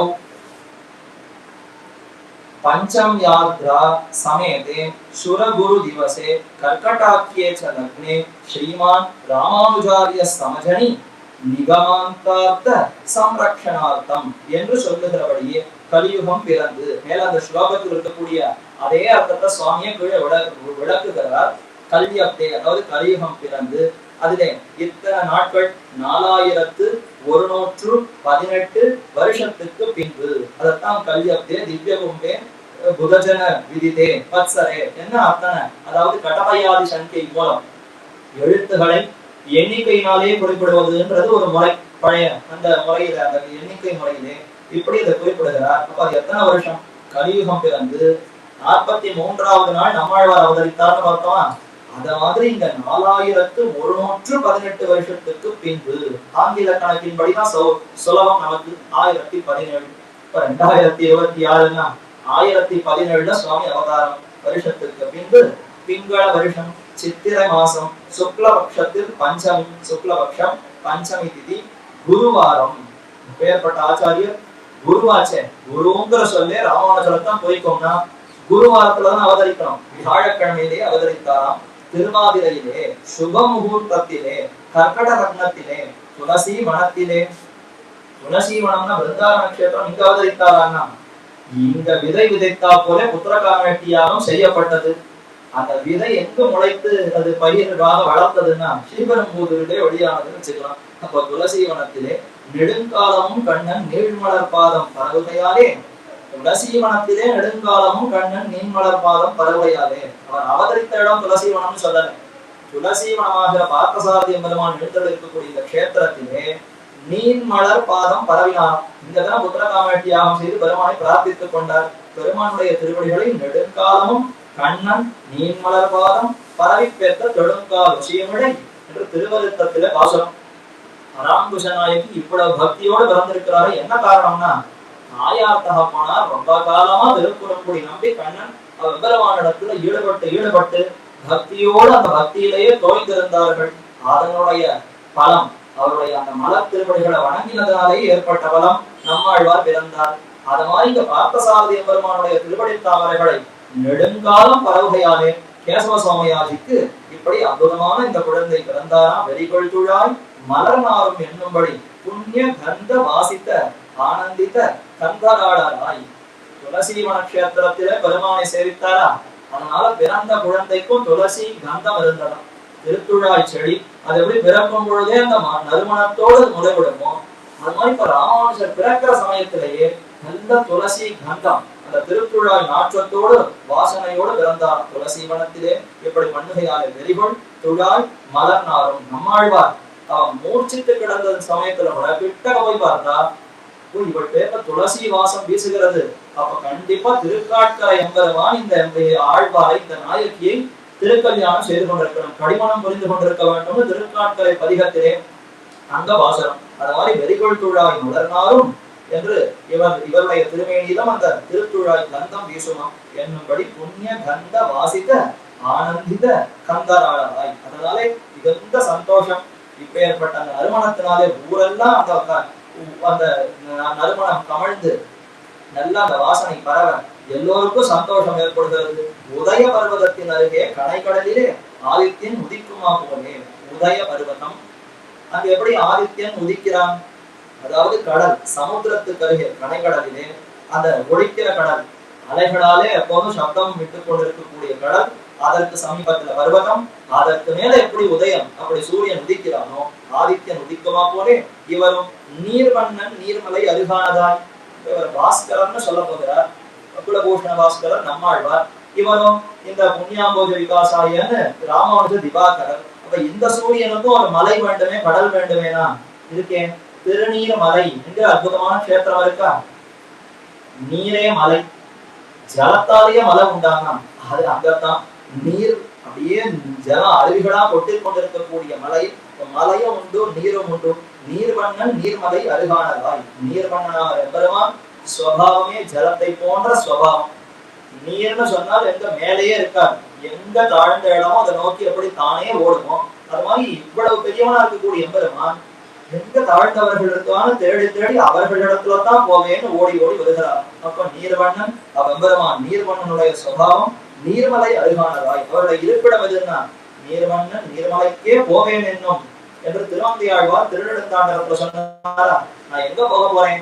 நீர்வண்ண பெருமாள் இருக்கக்கூடிய திருநீர்மலைக்குத்தான் போவேன் அவர் சொன்னார். அப்ப அந்த திருநீர்மலைக்கு கஷேத்திரத்துக்கு அருகே பெரிய ஏரியை உடைய ஸ்ரீபெரும்புதூரிலே மலைக்கு திருநீர்மலையே இருக்கு, சமுத்திரத்துக்கு பெரிய ஏரி இருக்கு. ஸ்ரீபெரும்புதூருக்கு அருகே பெரிய ஏரி. அப்ப அந்த ஏரியும் மலையும் இருக்கிறதுக்கு சமீபத்திலே ஸ்ரீபெரும்புதூரிலே ஸ்ரீமானான ராமானுஜ திவாகரம் புண்ணியாம்போஜ விகாசாயங்கிற அந்த ஸ்லோகத்தின்படியே செல்வம் பொருந்தியவரான ராமானுஜ திவாகரர் ஆவிர்பூதம் மகாத்மனா என்று சொல்லுகிறபடியே தேவகி பூர்வ சந்தாயாம் ஆவிர்பூதம் மகாத்மனா தேவகி என்கிற கிழக்கு திக்கிலே கண்ணன் என்கிற பானோ சூரியன் உதித்தார்.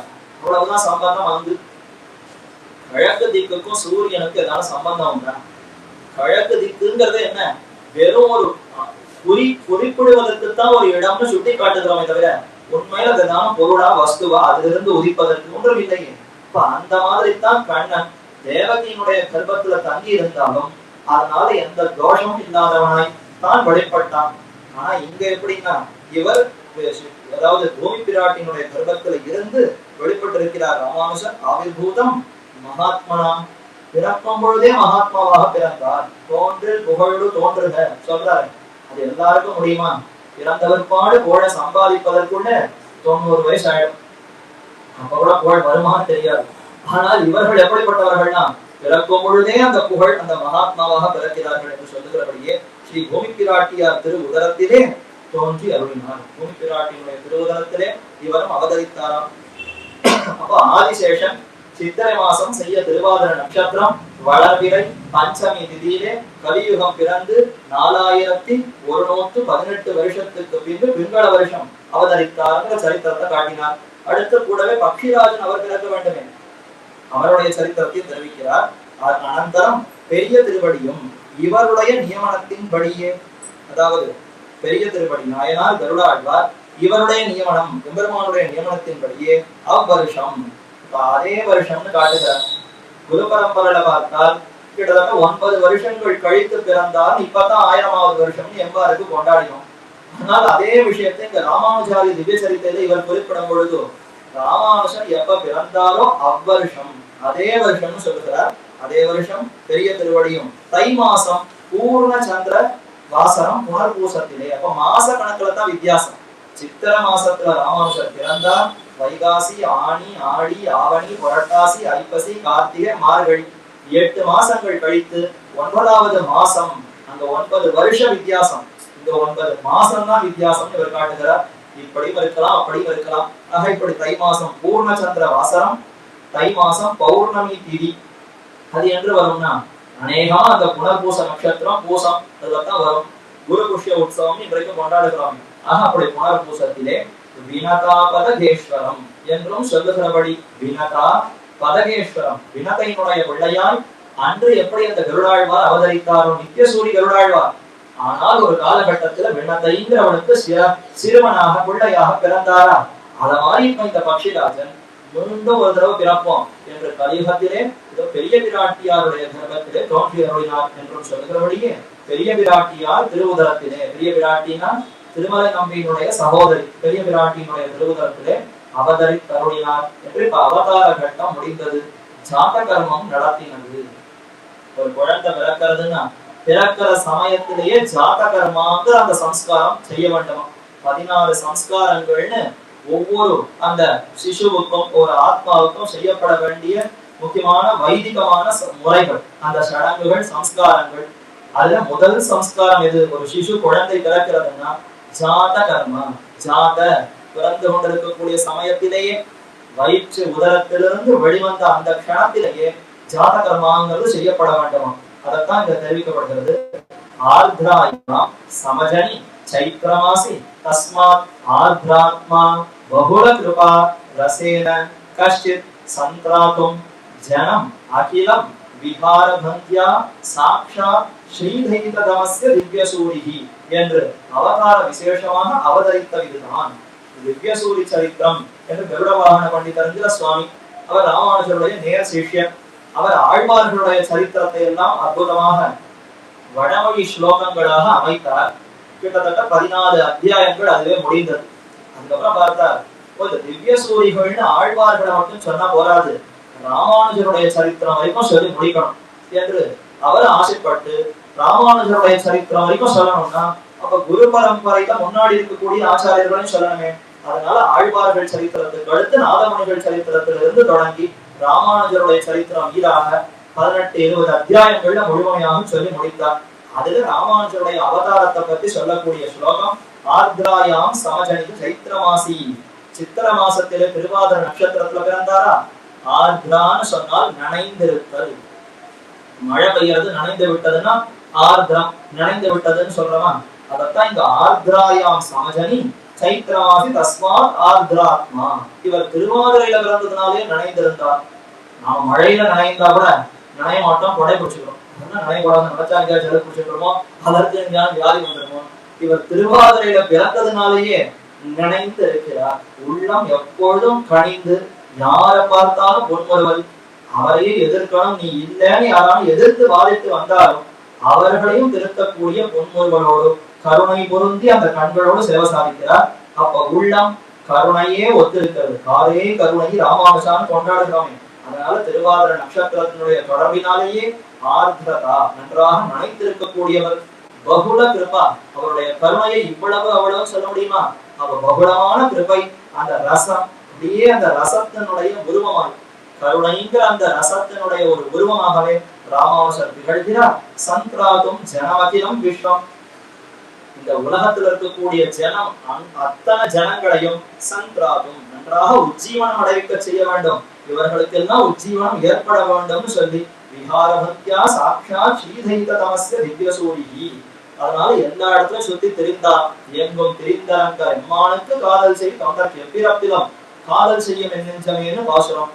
பக்தர்கள்னு சொன்னா ஒரே இடமா வசிக்கக்கூடியவர்கள் சிலர் இருக்கலாம். ஆனா சுத்தி சுத்தி எல்லா இடத்துக்கும் போய் எல்லா எம்பெருமானையும் சேவித்து பல்லாண்டு பாட வேண்டும்னு எங்கும் சுத்தி ஓடி தெரியும் யோகிகள்னு பல சிஷ்யர்கள், அதாவது பக்தர்கள் உண்டா.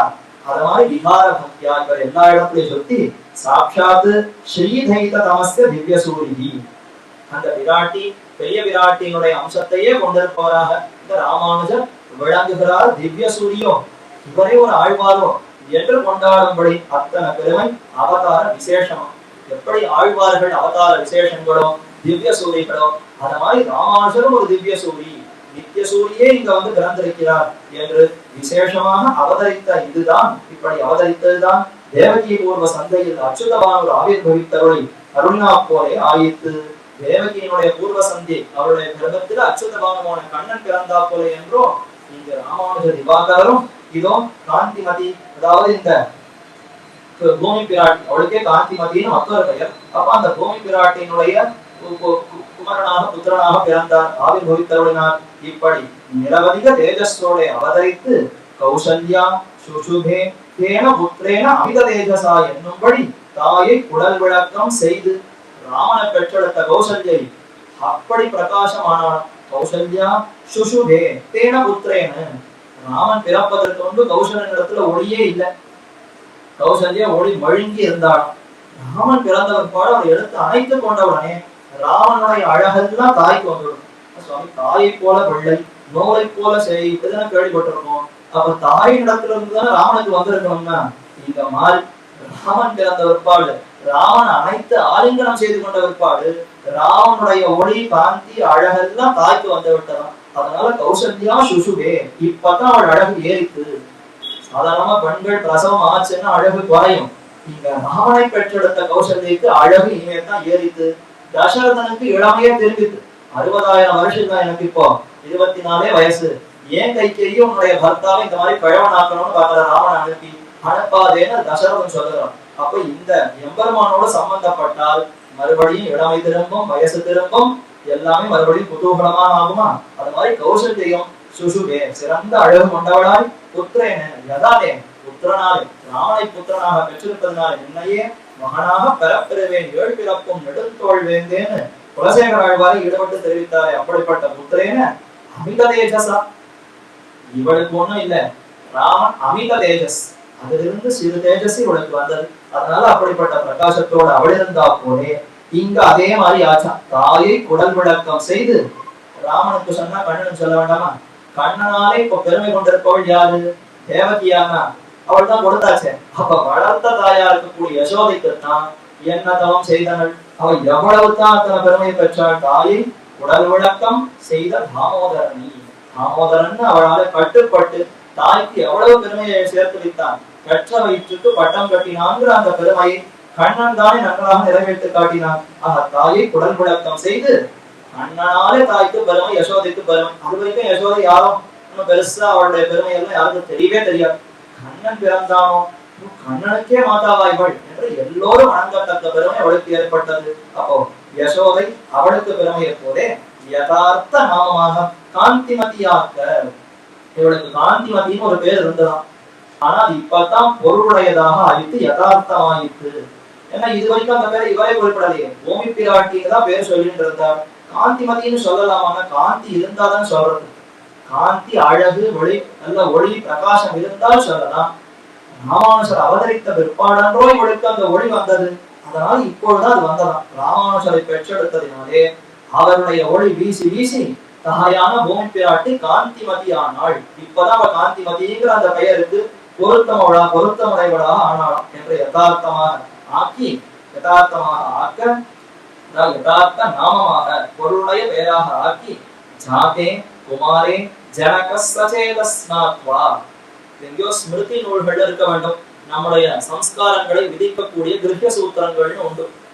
அவனவன் கிரகங்கள்ல செய்யக்கூடிய இப்போ சடங்குகள் சம்பிரதாயத்துல ஸ்ரீ வைஷ்ணவ சம்பிரதாயத்தின்படி நாம செய்யக்கூடிய சம்ஸ்காரங்கள் சடங்குகளுக்கு எல்லாம் ரிஷிகள் தான் பார்த்து ஸ்மிருதிகள்ல சூத்திரங்கள் எழுதி வைத்திருக்கிறார்கள். என்னென்ன காலத்துல என்னென்ன பண்ணணும், உபநயனம் எப்பொழுது பண்ணணும், அதே மாதிரி விவாகம் எப்பொழுது பண்ணணும், என்னென்ன சம்ஸ்காரங்கள் தினப்படி பண்ண வேண்டும், நித்திய கர்மா எது, நைமித்தி கர்மா எது, தர்ப்பணங்கள் எப்ப பண்ணணும், மாசப்பரப்பு என்ன, இந்த மாதிரி மொத்தத்தையும் சொல்லக்கூடிய ஸ்மிருதி நூல்கள். அதுல எங்கேயோ இது சொல்லப்பட்டிருக்கிறது. அப்படி எந்த இடம் சரியா தெரியல. ஆனா ஓரளவுக்கு அர்த்தத்தை மட்டும் விண்ணப்பிக்கிறேன். ஜாத கர்மங்கிறது எப்பொழுது செய்ய வேண்டுமா? ஜாதே குமாரே ஜனகா சச்சேத ஸ்நாத்வா. குழந்தை பிறந்த அந்த க்ஷணத்திலே தகப்பனார் ஜனகன் தகப்பனார் என்ன செய்யணும்னா சச்சேத ஸ்நாத்வா, உடுத்தி கொண்டிருக்கக்கூடிய உடையோடு போய் குதிச்சு விழுந்து தீர்த்தம் பண்ணணும். சச்சேத ஸ்நாத்வா தடாகாதிஷு ஜாத கர்ம புரியார். தடாகம் ஒரு குளத்திலேயோ கிணத்திலேயோ விழுந்து நன்றாக தீர்த்தமாடி விட்டு ஜாத கர்மாங்கிற அந்த சம்ஸ்காரத்தை செய்ய வேண்டும். ஜாத கர்மா புரியார். சிஷோர் நாபி விகர்த்தனா பிராக்.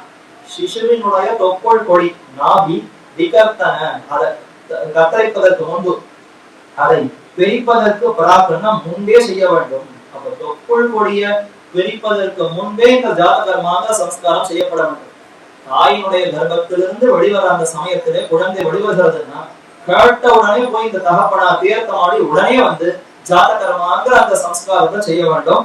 எப்பொழுது செய்ய வேண்டும்? அந்த நாபி விகர்த்தன பிராக் என்று காட்டுகிறார். அதற்கு முன்னாடியே செய்ய வேண்டும் என்று சொல்லி, ஏன் நைவ நாந்தி முகம் அத்ர சஸ்திரம்.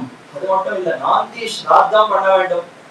நாந்தி ஸ்ராத்தம் என்று அதற்குன்னு ஒருத்தர் வரித்து அவருக்கு வஸ்திரம் முதலானவற்றை வைத்து தேங்காய் இதெல்லாம் வைத்து அவருக்கு கொடுக்கணும். அதான் நாந்தி ஸ்ராத்தம். இந்த குழந்தையினுடைய நன்மை இது மேற்கொண்டு நல்ல அந்த ஆயுசு நல்ல ஞானத்தோடு இருக்க வேண்டும்னு சொல்லி சங்கல்பித்துக் கொண்டு நாந்தி முக அத்திர சஸ்திரம் அது செய்யப்பட வேண்டும். ஸ்ராத்தம் செய்யப்பட வேண்டும். அதற்கு மேலே ஜாத மாத்திரே, இன்னொரு ஸ்மிருதி நூல் அது இப்படி தெரிவிக்கிறார். ஜாத மாத்திரே குமாரஸ்ய ஜாத கர்ம விதீயதே. குழந்தை பிறந்த அந்த க்ஷணம் பிறக்கும் பொழுதே ஜாத மாத்திரேன பிறக்கக்கூடிய சமயத்திலேயே குமாரஸ்ய ஜாத மாத்திரே ஜாத கர்ம விதீயதே, ஜாத கர்மம் செய்யப்பட வேண்டும். ஸ்தன்யஹ பிராசனதஹ பூர்வம். குழந்தை பால் குடிப்பதற்கு முன்பே, இறந்த குழந்தைக்கு தாய்ப்பால் ஊட்டுவதற்கு முன்பு இது செய்யப்பட வேண்டும். பூர்வம் நாபிகர்த்தன தோபிவா, அல்லது தொப்புள் கொடி அது அறுப்பதற்கு முன்பாக செய்யப்படலாம். ஜன்மனோந்தரம் காரியம், அல்லது பிறந்த பிற்பாடும், அதாவது அதெல்லாம் பிரிந்து தனியா எடுத்து வைத்த பிற்பாடும் செய்யலாம். ஜன்மனோ அந்தரம் காரியம் ஜாத கர்ம யதாவிதி. அப்ப செய்ய முடியல, ஒருவேளை ஏதோ தகப்பனா இங்கே ஊரை விட்டு வெளியில இருக்கலாம், அந்த சமயத்துல ரசமா இருக்கலாம், அப்ப அவ்வளவுதான் ஜாத கர்மா செய்ய வேண்டாமா? அதற்கு அப்புறமும் செய்யலாம். ஜன்மனோந்தரம் காரியம், பிறந்த பிற்பாடும் இந்த ஜாத கர்மத்தை செய்ய வேண்டும். யதாவிதி. அதே போல தெய்வாத் அதீத காலஸ்டே அதீதே சூதகே பவே. அப்படின்னா எப்ப செய்ய வேண்டும்னா அந்த சூதகம் தீர்த்து போன பிற்பாடு செய்ய வேண்டும். குழந்தை பிறந்த க்ஷணத்திலேயே தொப்புள் கொடி அறுப்பதற்கு முன்பு ஜாத கர்மா செய்து விடலாம். ஒருவேளை தெய்வாத்து அதீத காலே செய்ய முடியல, ஏதோ தெய்வ சங்கல்பம், அருகே தகப்பனார் இல்லை, இல்ல தகப்பனார் எங்கேயோ போயிருக்கிறார், இல்ல ராத்திரி தூங்கி கொண்டிருந்த சமயம் தெரியவே இல்லை, இப்படி ஏதோ ஒண்ணு இருக்கலாம். அந்த மாதிரி சமயங்கள்ல என்ன எடுத்து இப்ப செய்ய முடியாமல் போயிடுத்தேன்னா கவலை இல்லை. அதீதே காலம் கடந்து சூதகே அந்த தீட்டு காலம் முடிந்த பிற்பாடு ஜாத கர்மம் யதாவிதி செய்யப்பட வேண்டும். ஜாத கர்மாவை செய்ய வேண்டாம் என்று சொல்லவே இல்லை. காலம் தான் முடிஞ்சு போச்சே, ஒரு சம்ஸ்காரம் வேண்டாம்னு விட்டுடலாமான்னா கண்டிப்பா செய்துதான் ஆக வேண்டும். இப்ப எப்ப செய்கிறோம் அந்த ஜாத கர்மான்னா, என்றைக்கோ செய்யறோம். பிறந்த உடனே செய்யல, சூதகம் போன பிற்பாடும் செய்யல. யாருக்கு உபநயனம் ஆகிறதோ உபநயனம் ஆகிறதுக்கு முன்பு அப்பொழுது குழந்தையை அமர்த்தி வைத்து ஜாத கர்மா நாம கர்மம்னு ஒவ்வொன்றும் அந்த சமயத்துல செய்கிறோம்னா அவ்வளவுதான். எல்லாம் வசதி வாய்ப்புகள் பெருக பெருக இதனுடைய அந்த செய்முறைகள் தான் மாறிவிட்டது. இப்படி செய்ய வேண்டும்னு விதித்திருக்கிறதா என்று சொல்லுகிறபடியே இவர் சர்வக்கிரது தீட்சிதர், எதையும் விடமாட்டார். அதாவது அந்தந்த சமயத்துல கருத்தோடு செய்யப்படுகிறார். அதனால அவர் பார்த்து பார்த்து பிரமாணங்களை எல்லாம் நினைவிலே கொண்டு விண்ணின் தலை நின்று மண்ணின் தலை துதித்தவருக்கு இவர் யார் சுவாமி? இவர் நித்திய சூரிய கீழே வந்து பிறந்திருக்கிறார். இவருக்கு இதெல்லாம் பண்ணமானா பிறந்துட்டாரோ இல்லையோ? விண்ணின் தலை நின்று மண்ணின் தளத்து உதித்தாரா இல்லையா? இந்த பூமியில உதிச்சாச்சுன்னு சொன்னால் அப்ப பூமியில இருக்கக்கூடிய சட்டத்திட்டம்லாம் அவருக்கும் பொருந்துதான் பொருந்தும். அப்ப இவருக்கும் ஜாத கர்மா தான் படித்தானே ஆகணும். விண்ணின் தலை நிற்கிற வரைக்கும் இவருக்கு இதெல்லாம் வேண்டாம். இவர் நித்திய சூரியா பரமாகாசத்துல நின்றார்னா யாரும் ஜாத கர்மா பண்ண போகிறது. இவர் கீழே விழுந்து வந்து பூமி பிராட்டிக்கு குழந்தையாக பிறந்தாரோ மண்ணின் தளத்து உதித்தாரோ அப்ப அவசியம் பண்ணித்தான் ஆகணும். உதித்தவருக்கு பிதாவானவர், சாமானியப்பட்டவர் இல்லை இவர். விண்ணின் தலை நின்று மண்ணின் தளத்துக்கு வந்தவருக்கு பிதா இவர். யாரு? சர்வக்கிரது தீட்சிதர். அப்படிப்பட்ட கேசவ சுவாமியாச்சி பிதாவானவர் சச்சேல ஸ்நானபூர்வகமாக சொல்லிக்கொண்டு உடுத்தின உடையோடு போய் தீர்த்தமாடணும்னு, சேலான வஸ்திரம் உடுத்தி கொண்டிருக்கக்கூடிய வஸ்திரத்தோடு போய் தீர்த்தமாடினாராம். அப்படியே வந்து ஜாத கர்மத்தையும் பண்ணி அந்த சம்ஸ்காரத்தையும் முடித்தார். நாந்தி ஸ்ராதத்தையும் செய்தார். அனந்தரம் அநேக விரீஹி தானங்களும் ஸ்வர்ண தானங்களும் பூதானங்களும் கோதானங்களும் பண்ணி உபலாரிக்க. இதுவே இந்த ஜாதகரமா முடிந்த ஒருபாடு தானம் பண்ணணும்.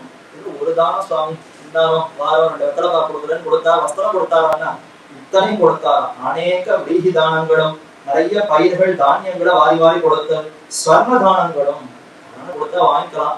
ஸ்வர்ணத்தை எங்க தானம் பண்றது? வாங்குவதற்கே முடியல, அந்த அளவுக்கு மதிப்பானது.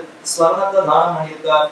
பூதானம் நிலங்கள் அவரவர்களுக்கு நிலம் கொடுக்கிறேன்னு வாரி கொடுத்தாராம். கோதானம் பசுக்களை எல்லாம் வாரி கொடுத்திருக்கிறார். இப்படி எப்படி ராமன் பிறந்த சமயத்துல தசரதன் வரக்கூடிய அத்தனை பேருக்கும் வாரி வாரி மகிழ்ந்து வாரி வல்லலாக அனைத்தையும் தானம் கொடுத்தாரோ அதே போல வசுதேவர் கொடுக்க முடியல. மனசால நினைச்சுட்டார். ஆனந்த துந்துபின்னு அவருக்கு பெயர்.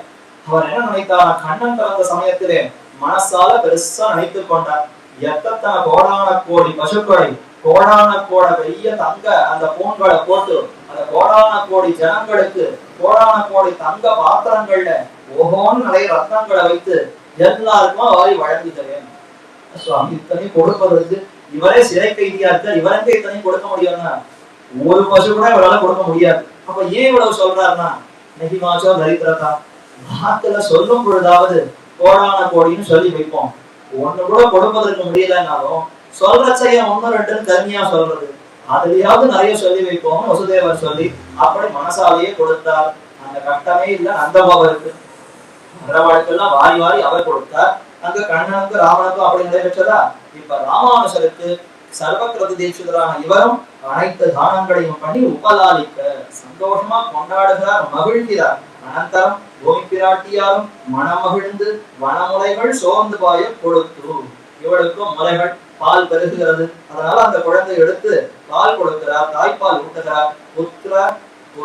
புத்திரான அவலோகனம் பண்ணி கொண்டிருக்க பால் கொடுத்து கொண்டு புத்திரனுடைய முகம், ராமானுஷனுடைய அழகான முகத்தை பார்த்து என்ன அழகான குழந்தை, என்ன அழகான குழந்தை, என்ன அதுல ஈடுபட்டு கொண்டிருக்க. கேசவன் நம்பி பிறந்தனில் என்னை சொன்னம் எதிரெதிர் தூவினா போலே பண்ணவாடங்கள் ஷோ திருக்கோட்டியூர் கண்ணன் கேசவன் நம்பி பிறந்தனில் என்னை சொன்னம் எதிரெதிர் தூவிட கண்ணன் மொத்தம் கலந்தலராயித்தே. கேசவன் நம்பி பிறந்த சமயத்திலே, கண்ணன் பிறந்த சமயத்திலே வசுதேவருடைய கிரகமான நந்தகோபருடைய கிரகம் அங்க என்ன ஆச்சு? வரவா போறவாள்லாம் ஒருத்தருக்கு மேல ஒருத்தர் எண்ணெயும் சுண்ணத்தையும் பொடிகளையும் வாரி இறைத்துக் கொண்டு சேராக்கி விட்டது. வர்றவாள்லாம் தடால் தடால் விழார், ஓடுவார் விழுவார், உகன் தாழிப்பார், நாடுவார் நம்பினான் எங்கூர்தான் என்பார் அங்க கோலாகலம். அத மாதிரி இப்ப இங்க ஒரு கொண்டாட்டம். அதான் இங்க தெரிவிக்கிறார். கேசவன் தமரான வைதிகரை கொண்டு யார் செய்கிறார்னா கேசவனே செய்கிறார். அந்த கேசவன் பிறந்த இடத்துல மத்தையவர்கள் செய்தார்கள். மதுரா அங்க கோகுலம் ஆய்ப்பாடியில். ஆனா இங்க என்ன ஆச்சுன்னா அந்த கேசவ நம்பி, அதாவது ஆதிகேசவ பெருமாள் ஸ்ரீபெரும்புதூர்ல பெருமாள் சேவை சாதிக்கிறாரு, அவர் பார்க்கிறார், நாம பிறக்கும் பொழுது இதெல்லாம் நடந்ததே தோவினா போலே அங்கிருக்கிற கேசவ நம்பியான எம்பெருமானும், அந்த எம்பெருமான் இதை தன்னுடைய கருத்திலே உள்ளத்திலே கொண்டு வைதிக உத்தமரான இவர் அவதாரத்துக்கு நமக்கு குழந்தை மாதிரி இவர் பிறந்திருக்கிறார் ராமானுஜர். பிதாவான நான் கொண்டாட வேண்டாமா? சர்வக்கிரது தீட்சிதர் அவர் கொண்டாடிட்டார் தானங்களை கொடுத்து, நான் என்ன செய்யறது? நான் கொண்டாடுவேன். என்ன இப்ப கேசவ பெருமாள் அவர் நினைக்கிறார் அனுகுணமாக அங்குண்டான கேசவன் தமரான வைதிகரை கொண்டு தன்னுடைய அடியார்கள், பக்தர்கள், பரிச்சாரகர்கள், அர்ச்சகர்கள் எல்லாரையும் கூப்பிடறான். அருளப்பாடு அர்ச்சகர்கள், பரிச்சாரகர்கள் எல்லாரும் வாங்கும் என்று எல்லாரையும் வரவழைத்து தம்முடைய திருமுற்றம் எங்கும் ஸ்நேக பிரவாகமாக சம்பிரமத்துடனே சம்பவோத்சவத்தை நடத்துவித்து, ஸ்நேக பிரவாகமாக எண்ணெய் சொன்னம், எல்லாருக்கும் எண்ணெயை கொடுத்து நல்ல தேய்ச்சிட்டு சொல்லி ஓஹோன்னு மஞ்சப்பொடி கந்தப்பொடி அங்க இங்கன்னு தூவி, இன்னைக்கு ராமானுஜருடைய அவதார நாள்ல எவ்வளவு ஓஹோன்னு கந்தப்பொடி உற்சவம் நடக்கிறது.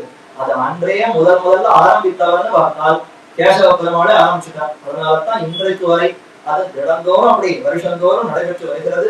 அப்ப எண்ணெய் சொன்னோம், அது நன்றாக தூக்கி எல்லா இடத்துலயும் ஒரே அந்த மஞ்சள் பொடி கந்த பொடியாக சம்பிரமத்துடனே சம்பவோத்சவம் இவருடைய அவதார உற்சவத்தை நடத்துவித்து, அனந்தரம் ஜாதஸ்ய பஞ்சமதினே சுஷுவே முகூர்த்தே பஞ்சாயுதாபரணம் இட்டம் அதீவ சாகுகு என்னும்படி பஞ்சாயுத ஆவேச அவதாரமான இவருக்கு பஞ்சாயுத ஆபரணத்தையும் பால பரிபாலனார்த்தமாக தரிப்பித்தருளினார். 5வது நாள் ஜாதஸ்ய பஞ்சமதினே, குழந்தை பிறந்து 5வது நாள் என்ன செய்ய வேண்டும்? பஞ்சாயுத ஆபரணத்தை அணிவிக்க வேண்டுமா? ஐம்படை தாலி என்று தமிழர்களும் கொண்டிருந்தார்கள். அச்சுத்தாலி, ஆமைத்தாலின்னு இதெல்லாம் கண்ணனுக்கும் அணிவித்தார்கள் ஆயர்கள், கோபர்கள். அதுதான் ரக்ஷகம். இன்னைக்கு ஏதோ கருப்பு கயிறை கட்டுறோம், அதுல தாயத்தை கட்டுறோம், அங்க வந்துருச்சோம் இங்க வந்துருச்சோம் என்னென்னத்தையோ தேவையில்லாதெல்லாம் கொண்டு வந்து கட்டுறோமே. இதெல்லாம் வழக்கமே இல்லை. எது வழக்கம்? பெருமானுடைய 5 திவ்யாயுதங்களுடைய சின்னங்களை அழகா அந்த உலோகங்கள்ல செய்து அதை சின்னதா ஒரு சூத்திரத்துல கட்டி அந்த கயிறை குழந்தைக்கு அணிவிக்க வேண்டும். அந்த சங்கிலி போல அதை அணிவிக்க வேண்டுமா? அதைத்தான் இங்க தெரிவிக்கப்படுகிறது. ஜாதஸ்ய பஞ்சமதினே சுஷுவே முகூர்த்தே, நல்ல சமயத்திலே முகூர்த்தத்திலே பஞ்சாயுத ஆபரணம் இட்டம் அதீவ சாகுகு, அழகான பஞ்சாயுத ஆபரணத்தை குழந்தைக்கு அணிவிக்க வேண்டும்னு சாஸ்திரம் சொல்லியபடி இங்கும் செய்கிறாராம் என்னும்படி பஞ்சாயுத ஆவேச அவதாரமான இவருக்கு, இவர் ஆதிசேஷனுடைய அவதாரமானா இன்னொரு கட்சி. ஏற்கனவே சேஷன், சைன்யநாதன், ஸ்ரீபதினு 3 பார்த்தோமா? இப்ப 4வதா 5 ஆயுதங்கள் சேர்ந்து இவர் அவதரித்தார்.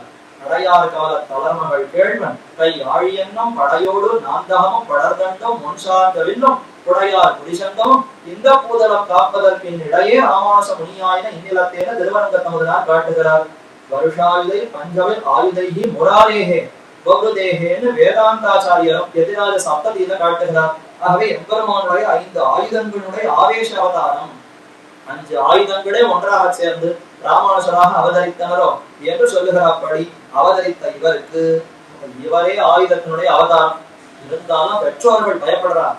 குழந்தை இவ்வளவு அழகா இருக்கே, ஏதாவது கண்ணெச்சல் போட்டா என்ன பண்றது? திருப்திப்படாம இருக்கணும், எந்த விசாச கருப்பு எதுவும் பண்ணக்கூடாது. அதனால இதற்கு பஞ்சாயுத ஆபரணத்தை அணிவிப்போம் என்று ஐம்படைத்தாலியை பால பரிபாலனார்த்தமாக குழந்தையினுடைய நன்மை அதை காக்க வேண்டும், காப்பிட வேண்டும்ங்கிற எண்ணத்தோடு அணிவித்தார்களாம். மேலே நாமகரணம், முதல் சம்ஸ்காரம் ஜாதகர்மா, அடுத்து நாமகரணம், பெயர் சூட்ட வேண்டுமே குழந்தைக்கு. இன்றைக்கு பெயர் சூட்டுவதுன்னா அது ஒரு பெரிய விழா. பெயர் சூட்டுவதுன்னா எங்க எதாவது பெயர் சூட்டுறா? சாஸ்திரநாம ஸ்தோத்திரமா, லட்சுமி சகஸ்திரமா, வேறதான பெரியவர்களுடைய பெயரானா? அதெல்லாம் இல்ல. அதற்குன்னு ஒரு பெரிய புஸ்தகம் வச்சு போட்டு அது நிறைய மலிவான விலையில அதெல்லாம் வாங்கி அதுல எந்த பேரு, இன்னென்ன அக்ஷரம், இத்தனை எழுத்துகள், எது வச்சா நல்லா இருக்கும், எப்படி வச்சா அமோகமா இருக்கலாம், ஓஹோன்னு என்ன யோகம் இருக்கும், மனக்காரன் ஆகலாம், இதெல்லாம் பார்த்து வாயில நுழையாதபடி தேடி கொடுத்து ஏதோ ஒரு பேரை வைக்கிறோமே. இப்படியெல்லாம் இருக்கக்கூடாது. நாமகரணம்ங்கிறது வைதிகமான சடங்கு. அது எப்படி செய்யப்பட வேண்டும்னு அழகா அந்த பிரமாணங்களை எல்லாம் எடுத்துக்காட்டு. அதுதான் இதற்குன்னு இருக்கக்கூடிய அழகு. இப்ப குரு பரம்பரைன்னு பார்த்தால் வெறும் வரலாற்று செய்தி அப்படியே வரிசையா சொல்லிடும். குழந்தை பிறந்தார், நாமகரணம் ஆயித்து, ஜாதகரமும் ஆயித்து, வளர்ந்தார், முடிஞ்சு போச்சு. எப்படி ராமாயணத்துல ராமன் பிறந்தான்னு 15 ஸ்லோகத்துக்குள்ள அவர் விடுவிடுன்னு வளர்ந்துட்டார், விஸ்வாமித்திரர் அழைத்து கொண்டு போனார்னு அப்படித்தான் முடிப்பார்கள். ஆனா இங்க அப்படி இல்லாமல் ஒவ்வொரு கட்டமா இது ராமானுஜாரிய திவ்ய சரித்திர பெயரை அப்ப எதற்கு அவசரம், எதற்கு கிடுகிடுன்னு பார்க்கணும், நிதானமா பார்க்கலாம். ராமானுஜர் பிறந்தாருங்கிறதுக்கு ஒரு பத்தி, பிறந்தாரு என்னமா பிறந்தார், அயோத்தியில ராமன் பிறந்தார், மதுரால கண்ணன் பிறந்தார், பூதபதியில ராமானுஜர் பிறந்தார்னு மூணுத்தையும் கோர்த்து அதற்குன்னு பிரமாணங்களை காட்டி அதை விவரித்தார். அடுத்து ஜாதகர்மா, அது எப்பேற்பட்ட சடங்கு, ஒரு வைத்தியம் எப்படி செய்யப்பட வேண்டும்ன்ற அந்த முறையும் காட்டி அந்த முறையோடு இங்கு நடத்தப்பட்டதுங்கிறதுக்கு உடனே இந்த சரித்திரத்தையும் காட்டுகிறார். அடுத்து நாமகரணம், ராமானுஜருக்கு ராமானுஜன்ற திருநாமம் விட வேண்டுமே, அது பின்னாடி ஏற்பட்டது. முதல்ல அவருக்கு ஏற்பட்ட திருநாமம் இளையாழ்வார் என்கிற அந்த பெயர் ஏற்பட்டதா, அதைத்தான் இப்ப காட்ட போகிறார். இச்செய்தியை திருமலை நம்பிக்கு விண்ணப்பம் செய்து போகவிட. குழந்தை வந்தாச்சுன்னா மாமா குசலனே, மாமா சீரு அத்தை சீரு தான் ரொம்ப முக்கியம். எந்த ஒரு கோலாகலம் விழாவா இருக்கட்டும், குழந்தைகளுக்கு ஏதானா முதல்ல மாமா எங்க அம்மான் எங்க, அம்மான் வந்துதான் இந்த குழந்தைக்கு அத்தனையும் செய்து வைக்க வேண்டும் என்று அவ்வளவு முக்கியத்துவம் சாஸ்திரம் குழந்தையினுடைய மாமாவுக்கு, அவ்வளவு தாய் மாமாவுக்கு முக்கியத்துவம் கொடுக்கிறதா. அதனால இப்ப அந்த செய்தியை திருமலை நம்பிக்கு விண்ணப்பம் செய்து, மாமா தாய் மாமா இருக்கக்கூடிய திருமலை நம்பிகளுக்கு போய் சொல்ல, அவரும் இத்தை கேட்டு ஸ்ரீபெரும்புதூரேற எழுந்தருளி சர்வக்கிரது கேசவ சோமயாஜியாரையும் சத்கரித்து அவர் புத்திரனையும் முகவொடி திகழ கட்டாட்சித்து. முதல்ல வர தகப்பனார பார்த்தார், உங்க பார்த்தது போறோம், ரொம்ப நாளா அவன் பார்த்துதான் இருக்கேன், குழந்தைய காட்டும்னு அடுத்து உள்ள இருக்கக்கூடிய குழந்தைய பார்த்தால் முகவொடி திகழ கட்டாட்சித்து, புத்திரனுடைய முகவொடி வீசுகிறது. என்ன இந்த குழந்தை இவ்வளவு பிரகாசமா இருக்கே, உள்ள வரவாட வாங்கோ வாங்கோன்னு இந்த குழந்தையினுடைய முகமே வரவேற்கிறோம். குழந்தை வாயை திறந்து பேச வேண்டாம், ஒண்ணு வேண்டாம், காந்திய வெளியில போறவாட கூட உள்ளவா உள்ளவான்னு அழைக்கிற மாதிரி அப்படி அமைந்திருக்கிறது என்று முகவொடி திகழ கட்டாட்சித்து, இவன் பத்ராகாரன் சர்வலக்ஷண சம்பன்ன லக்ஷ்மணோ லக்ஷ்மி சம்பன்னமா என்கிறபடியே. பத்ராகாரன்னா நல்ல மங்கள வடிவானவன், மங்களங்களுக்கெல்லாம் மங்களம், மங்களானாம் மங்களம் என்று எம்பெருமானுக்கு என்ன பெருமையோ அது அப்படி இவரிடத்துல ஒத்திருக்கிறதே. பார்த்த உடனே அந்த மங்களத்தன்மை அப்படி பிரகாசிக்கிறதே. இவர் வடிவமே முழுமையான மங்களம், சத்த வடிவு, பரமசாத்திகராக இவர் எழுந்துள்ளிருக்கிறார். என்னத்தை கட்டாட்சித்தார். மேலும் இந்த ஸ்லோகத்தின் நினைவு கூறுகிறார். சர்வலக்ஷண லக்ஷணோ சர்வலக்ஷண சம்பன்னோ லக்ஷ்மணோ லக்ஷ்மி சம்பன்னா. இது லக்ஷ்மணருக்கு பெயரிடுகிற தருணத்திலே வசிஷ்டர் பார்த்து லக்ஷ்மணருக்கு அந்த குழந்தைய பார்த்தார், இன்னும் பெயர் வைக்கல.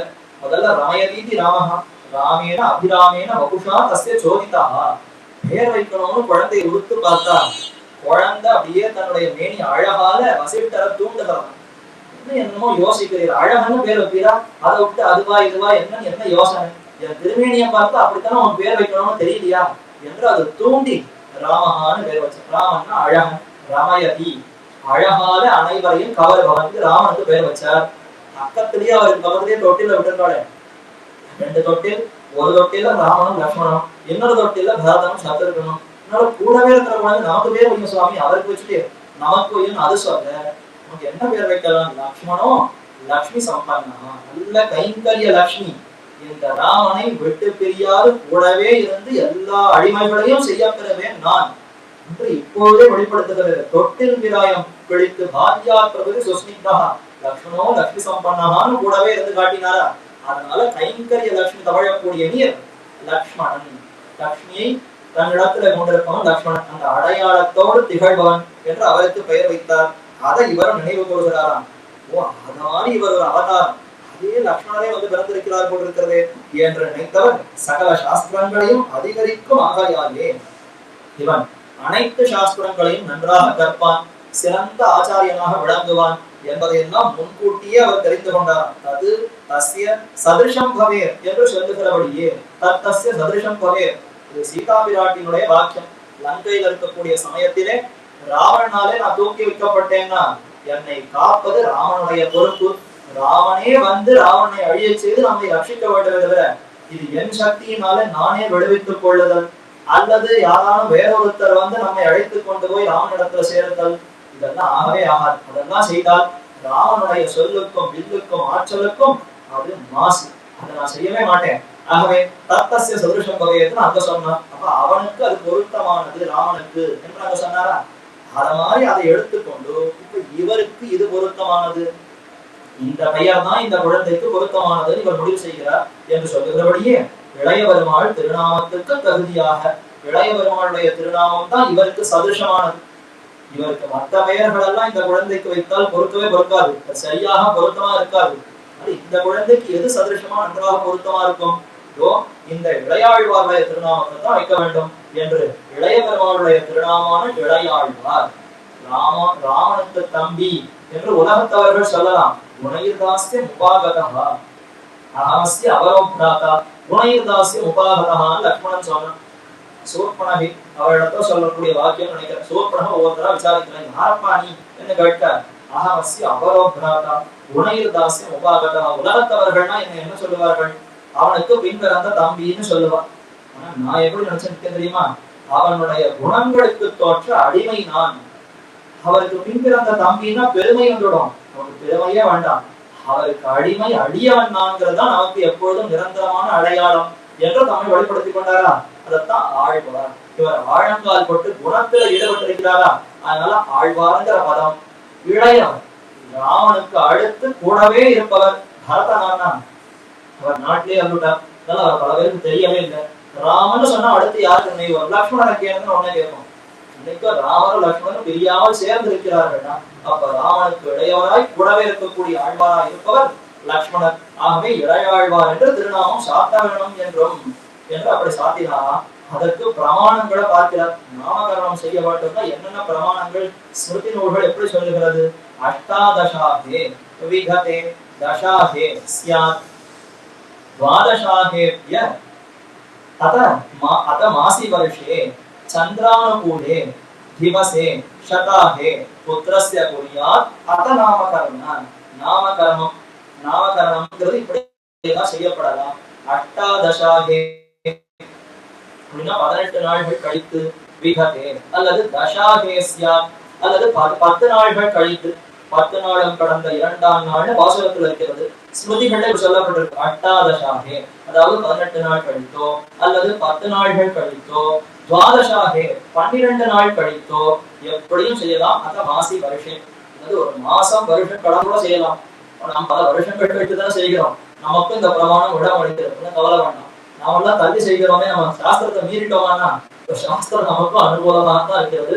சந்திரானுகூலே, அந்த சந்திரனுடைய அனுகூலமான தினம் பார்த்து வளர்கிறாயா, நல்லது வளரக்கூடிய நாடா அந்த பௌர்ணமி நாட்கள், அந்த மாதிரி சந்திரனுடைய அனுகூலமான திவசே சதாகே புத்திரஸ்ய குரியா அத நாமகரணம். புத்திரனுக்கு நாமகரணத்தை செய்ய வேண்டியது. என்ன பேர் வைக்கலாம்னா யுக்மாட்சரம் அல்லது யுக்மாட்சரம் கோஷபதானி மத்தியம் அந்தஸ்தம் தீர்க்கம் ச விசர்ஜனாந்தம் சன்னாம தேவ ரிஷி குரோஸ்ச பித்ரோ நாமானி வா சத்யுபகுரு நாமானி வா சத்யுபசர்கயுக்வா என்று சொல்லுகிறபடியே இப்படி எல்லாம் பெயர் வைக்கணுமா? யுக்மாட்சரம் அதாவது அதாவது உயிர் எழுத்து மெய் எழுத்து ரெண்டும் கலந்து உயிர்மெய் எழுத்துக்களா இருக்கா, அப்படி அந்த எழுத்துகள்ல ஆரம்பிக்கிறது. அந்த மாதிரி எழுத்துகள் கொண்டு கோஷ பதானி மத்தியம், இதெல்லாம் நடுவுல அந்த கோஷம், அதாவது அந்த எழுத்துக்கள்லாம் பார்த்தால் சில இடங்கள் இங்கிருந்து நல்ல கண்டத்திலிருந்து சொல்ல வேண்டியது, சிலது உதட்டில இருந்து சொல்ல வேண்டியது, சிலது நெஞ்சத்திலிருந்து உச்சரிக்க வேண்டியது, சிலது நாவிலிருந்து உச்சரிக்க வேண்டியதுன்னு இருக்கும். அப்ப அந்த கோஷ பதங்கள் அப்படி நல்ல உறக்க உயர்த்தி சொல்ல வேண்டிய அந்த பதங்கள் மத்தியமா இருக்கணும். லகுவா இருக்கிறது நடுவா இருக்கக்கூடாது. நல்ல கனமான அந்த உயர்த்தி சொல்லக்கூடிய சொற்கள், அந்த ஒளியோடு இருக்கக்கூடிய சொற்கள் மத்தியமாக இருக்க வேண்டும். அந்தஸ்தம் தீர்க்கம், அந்தஸ்தாக யாராலாவா சாஷாசாக, அது இறுதியாக இருக்கும்படியாக கொண்டு விசர்ஜனாந்தம் விசர்க்கம் ஹஹ ராமஹ கிருஷ்ணஹ என்று அந்த விசர்க்கம் 2 புள்ளி வச்சு காட்டுறாங்க. அந்த ஹாங்கிற அந்த சப்தம் அதான் விசர்க்கம், அத்தோடு சேர்ந்ததாக பெயர் வைக்க வேண்டும். இப்படி இருக்கக்கூடிய நாமத்தை சன்னாம, நல்ல அழகான பெயரா இருக்கணும். யாருடைய பெயர்களா இருக்கலாம்? தேவ ரிஷி குரோஷ்ட, ஒரு தேவனுடைய பெயராக இருக்கலாம், ரிஷிகளுடைய பெயராக இருக்கலாம், குரு ஆச்சாரியருடைய பெயராக இருக்கலாம், பித்ரோ அல்லது பித்ருக்கள் நம்முடைய மூதாதையர்கள், தாத்தா கொழு தாத்தா எழு தாத்தா அவர்களுடைய பெயராக இருக்கலாம். நாமானிவா சத் உபசர்க யுக்வா, அதற்கும் உபசர்க்கத்தோடு சேர்த்து அழகாக இப்படி பெயர்களை வைக்கலாம் என்று சொல்லுகிறபடியே 12ஆம் திவசத்திலே நாமகரணோத்சவம் பண்ண வைக்கிற திருமலை நம்பியும் இவருடைய புத்திரருடைய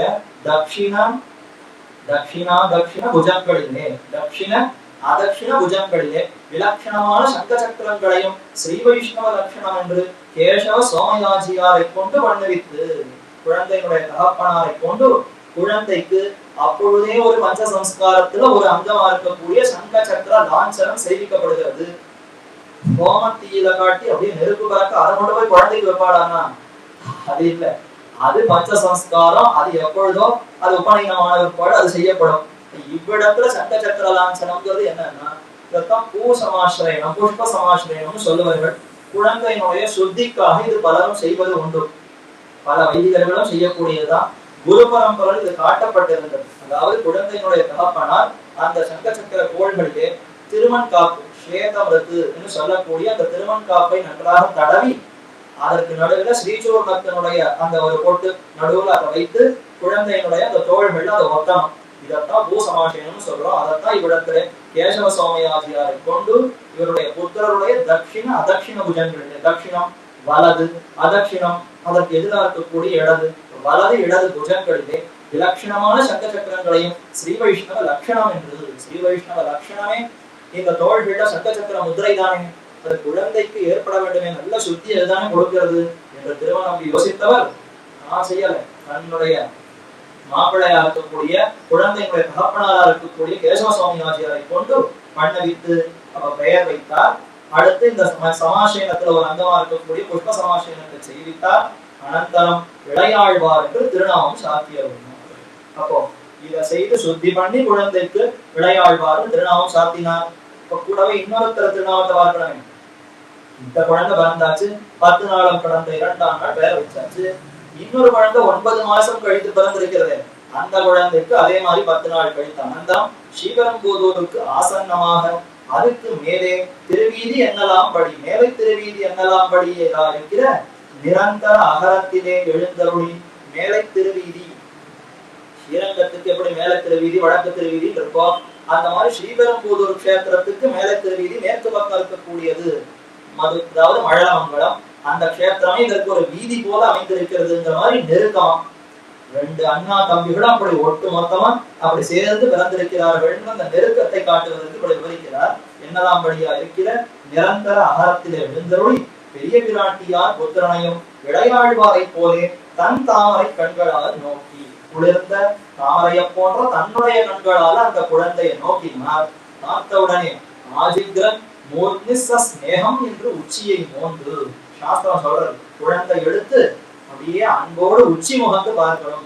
உச்சி முகந்து பார்த்தல்னா என்ன? குழந்தையினுடைய தலை உச்சி. அந்த உச்சியை நம்ம அப்படி கிரானம் மூக்கால அதை வாசனை பிடிக்கிற மாதிரி அதை கிட்டக வச்சு அனைத்து கொண்டு அப்படி அனைத்து பார்க்கணும். அதுதான் ஆக்ரான்.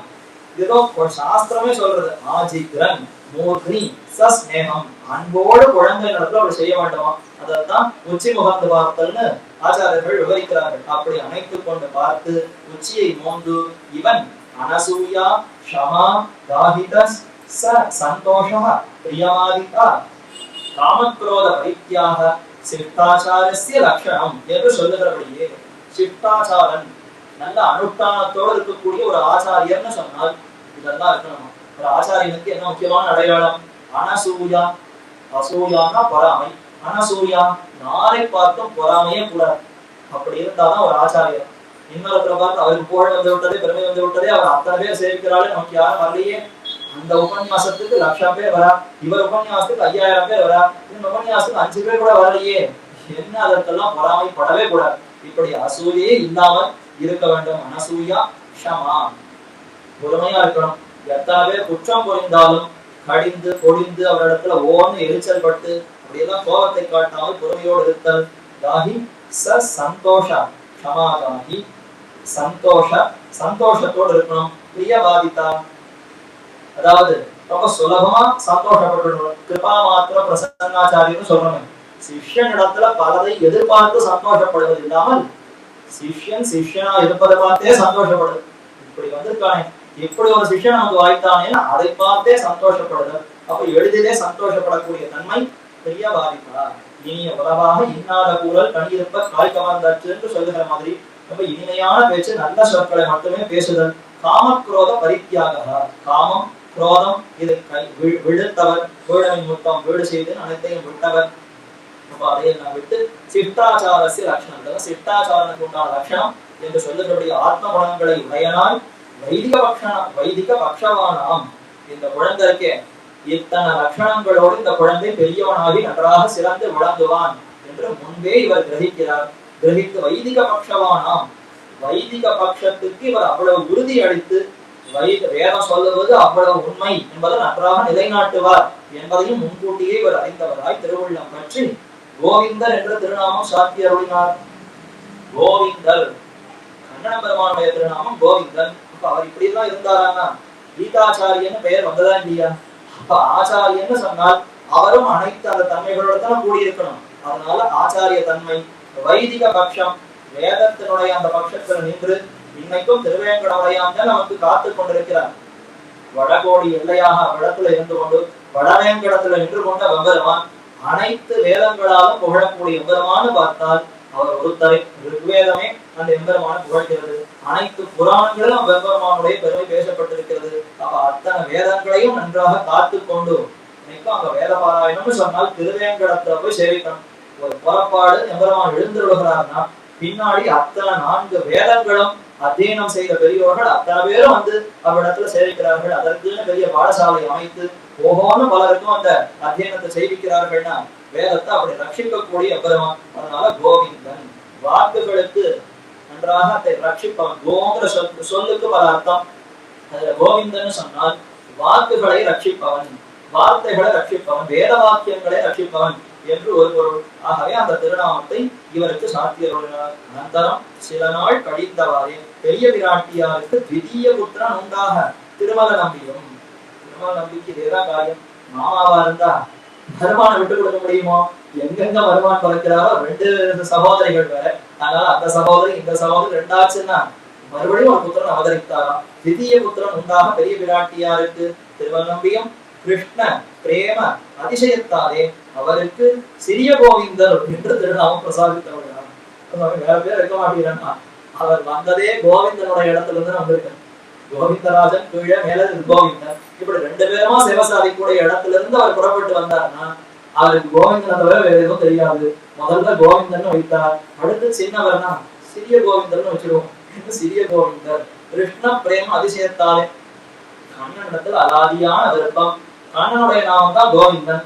அதனால கோவிந்தன், சிறிய கோவிந்தன், அதுக்கப்புறம் குழந்தை பிறகு சிறிய சிறிய கோவிந்தன் வச்சிருப்பாக இருக்கணுமோ என்று திருநாமம் பிரசாதித்து அருளினார் என்று நாமகரணத்தோடு அற்புதமாக இன்று நாம் அனுபவித்தோம். இனி சூரிய தரிசனம். குழந்தைய வழியில் எடுத்துட்டு போய் சூரியனை காட்டணுமா? சூரியனை காட்டணும். அதுவே வெப்பத்தை இப்படி காட்டுகிறது. இருந்தாலும் குழந்தைய நல்லா பொத்தி பொத்தி வளர்க்கணும். சட்டுன்னு வழியில வெளிச்சத்துக்கு அங்கெல்லாம் அழைத்து கொண்டு போகக்கூடாது. எத்தனை மாசத்துல எத்தனை நாட்களில கொண்டு போய் வெளியில சூரியனை காட்டணும் என்ற அந்த பிரமாணங்களை எல்லாம் சொல்லி இப்ப ராமானுஜராகிற குழந்தையும் கோவிந்தராகிற குழந்தையும் 2 பேரையும் கொண்டு போய் சூரியனை காட்டி அன்னப்பிராசனம், ஆண்டு நிறைவு, சௌலம், உபநயனம் ஒவ்வொரு சம்ஸ்காரமாக மேல விவரிக்கிறார். அதையும் அவரோடு சேர்ந்து பிள்ளைலோகம் ஜீர சுவாமியோடு சேர்ந்து நாம் அனுபவிக்கலாம் என்று கூறி அமைக்கிறேன். கிரந்தாரண நிவாசாய பலராமானுஜாய ருக்மிணி பிராணநாதாய பார்த்தசூதாய மங்களம். ஆழ்வார் திருவடிகளே சரணம், எம்பெருமானார் திருவடிகளே சரணம், ஜீயர் திருவடிகளே சரணம்.